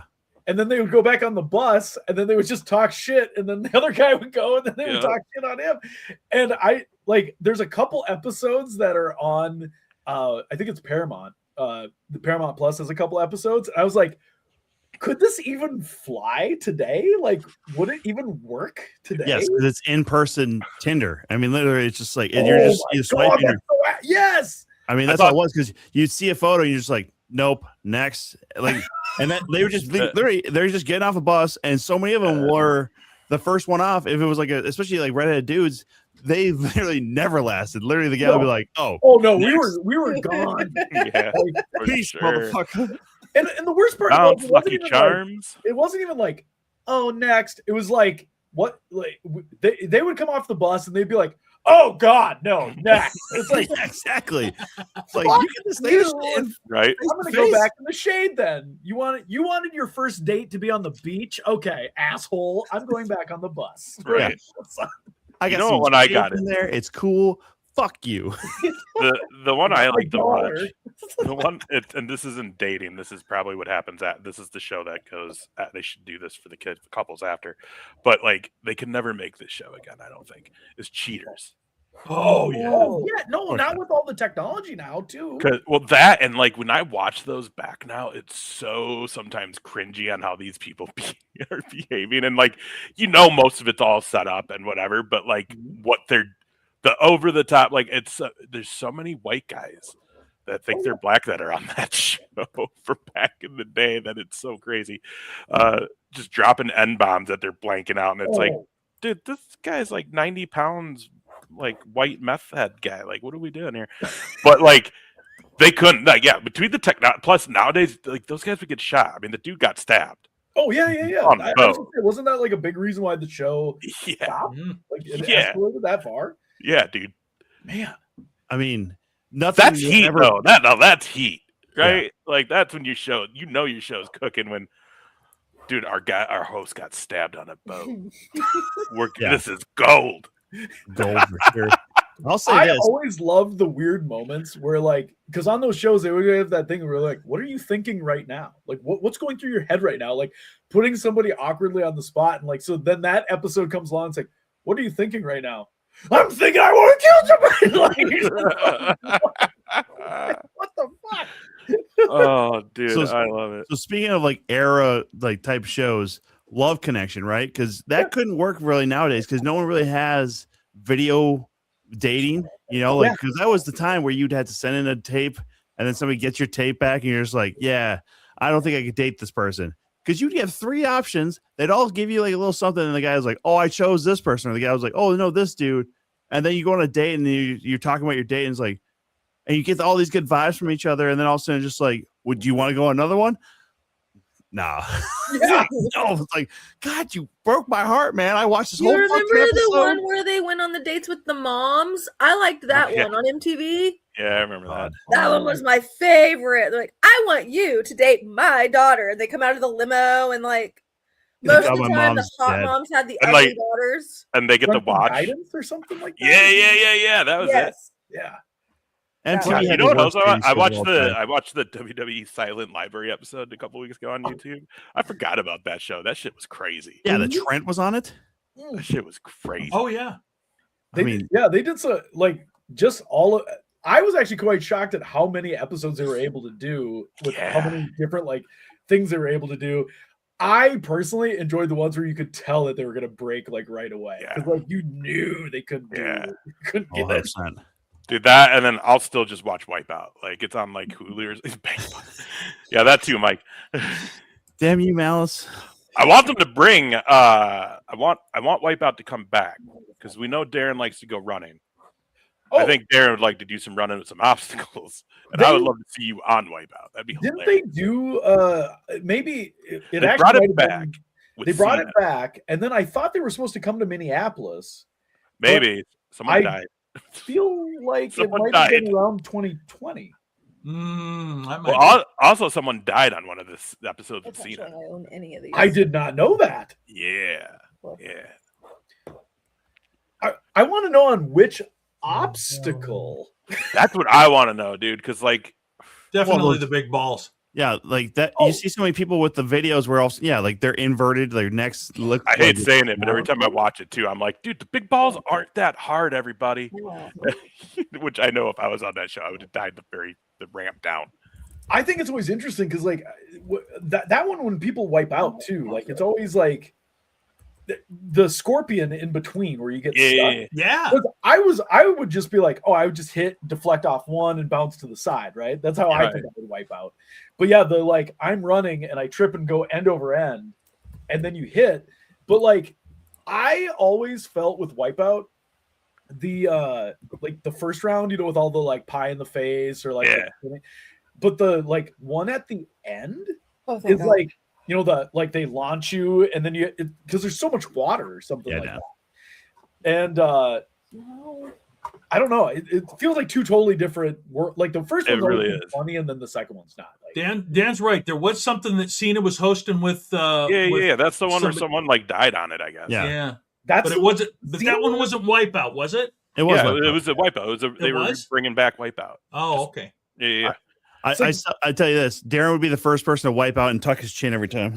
Oh, I thought that one would be fun. I thought that would be 100% to do. Now knowing that somebody died on there, like what a way to go! Like how I end up being somebody's weird trivia question. Like who's the one who got Wipeout? What took you out the punch ball? Got me right in the temple there. Right? Just like side right in the face. Like fell right into the mud. Didn't move. They didn't know for a second. I get hit this way and I go too far back and I miss the water completely. You're the one who lands on the ground. You're like, oh, my back. Oh shit, my fucking heart. And you're laying there, and it's like, don't get discouraged. Don't get discouraged. Like also too, like watching that show, right? Like I'm guessing they have medical staff and all that, and they've probably seen like so many Wipeouts. Oh, had to have. And like at one point like that happened, and they're like, that was really good. This is gonna be good TV. Yeah. Oh, 100%. For sure. Shit, this is the show we get canceled. Fuck. Oh, never mind. Oh no.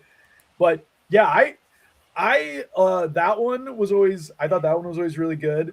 I always like Most Extreme Elimination Challenge. That one was because that one was funny. And like all the little things they did with that one, like the running through the like you'd have to the rocks and then running with the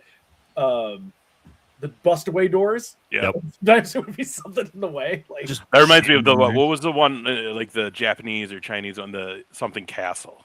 They brought that one back recently. It's on so that's what they use for most extreme elimination. Oh yeah. It's those guys. Yeah. Oh, dude, they brought it back. It was great. Makes 1 serving, then 8 ounces of fluid water.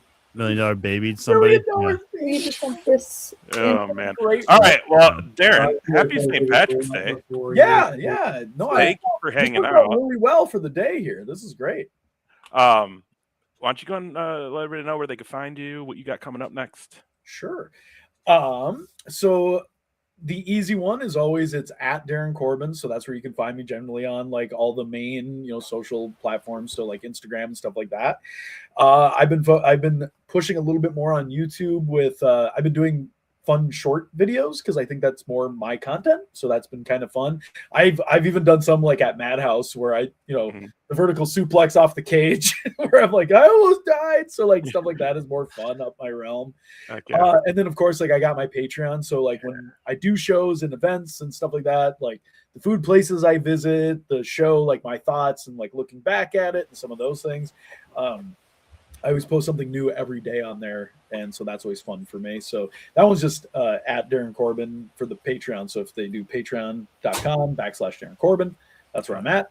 But those are the main ones that you can find me at. So yeah, get on that. Looks like we got a couple shows coming up. I pulled some of your pictures off. This is on March 27th. First time ever matchup. There we go. We got another one coming up. Where's this Destination? That's Pro? my anniversary, the Nightfall. There it is. 22 years. 22 years. Does it feel like 22 years? Actually, no. There you go. I was just having this conversation this past weekend because I was pleasantly surprised that a lot of people were like very inaccurate to how long they thought I had been wrestling. Nice. And there's people that have known me longer. So like, it was really funny because I was talking with one of the guys and he's like, well, we're probably right around the same time. I've been wrestling for about 10 years. And the guy that was right next to him, who's known me for like 17 years, was like, he's like, no. He's like, he's got you beat by a little bit. And so like, that's always, I always do find it flattering when like people are always like, you gotta be around my age. You gotta be around here. And it's like, no, sorry. Technically you're a kid to me. So that's how that works. Love it. Hell yeah. Just remember everybody, he's not or is, depending on who you ask, Baron Corbin's brother. I love that tweet this last week or whatever. So good. It's because I'm Darrin Corbin's brother, dumbass. I was like, and I got to give him credit because he retweeted it, and that's what got all the eyes on it. So hell yeah, dude. Hell yeah. We'll see you May 30th as well here in Rochester. Yeah. Any of our Minnesota folk, those tickets are for sale. Get them. Whitney's coming up. So we're going to have the whole gang in the house. Madhouse Wrestling May 30th here in Rochester at the Chateau. We can't wait for that. So. I cannot wait. I was gonna say I'm not just saying it because I'm on, but those shows have been some of my favorite ones to do. Just the crowd, the venue, just also it's a fun top to bottom. I feel like there is something different every match. That's one of the cool things about these shows, and like every match I've had has been completely different. That's another thing that I really enjoy. Yeah, I'm pretty proud that I was able to talk those guys into coming here a couple years ago. It's been really nice ever since. So, yeah, man, we can't wait to have you up here. Check them out on that Patreon. Everybody, get on there. Some really cool content up there. So, check that out. Yeah, man, we're gonna see you soon. Always got stuff going too with like First Wrestling. I want to give them their big shout out. You guys got a lot of big things coming this year. So, yeah, man. Cool. Well, thank you again so much for having me, and happy St. Patrick's Day, everybody. Happy St. Patrick's Day. Thank you, Darren. And then, yeah, guys, this weekend we're gonna go see Whitney, Bull Pit, Illinois, wherever that is. It's so funny to hear that said like on a stream. Yeah, because your town's never been talked about ever. Yeah, we said it for you got here earlier tonight. We're like, we have no idea what we are venturing into this weekend. Do you have any idea if they've sold any tickets at all? It's like no one's coming. I have no clue. Because I haven't heard anything back from Caleb in at least a month. He's so I will be on with y'all after this. I have so much to tell you. I have so much shit going on. Oh no. I don't know my left from right now. I'm not gonna lie. Oh boy. I just want to leave you with this statement as you threw up that poster. As I said earlier, comedy's great in the same vein because it's the places you go. Yeah. Hell yeah, brother. Love you, Darren. Thanks, Darren. Take care. All right, Jared. You can. We'll see you guys next week, y'all. We're gonna talk about. Bye.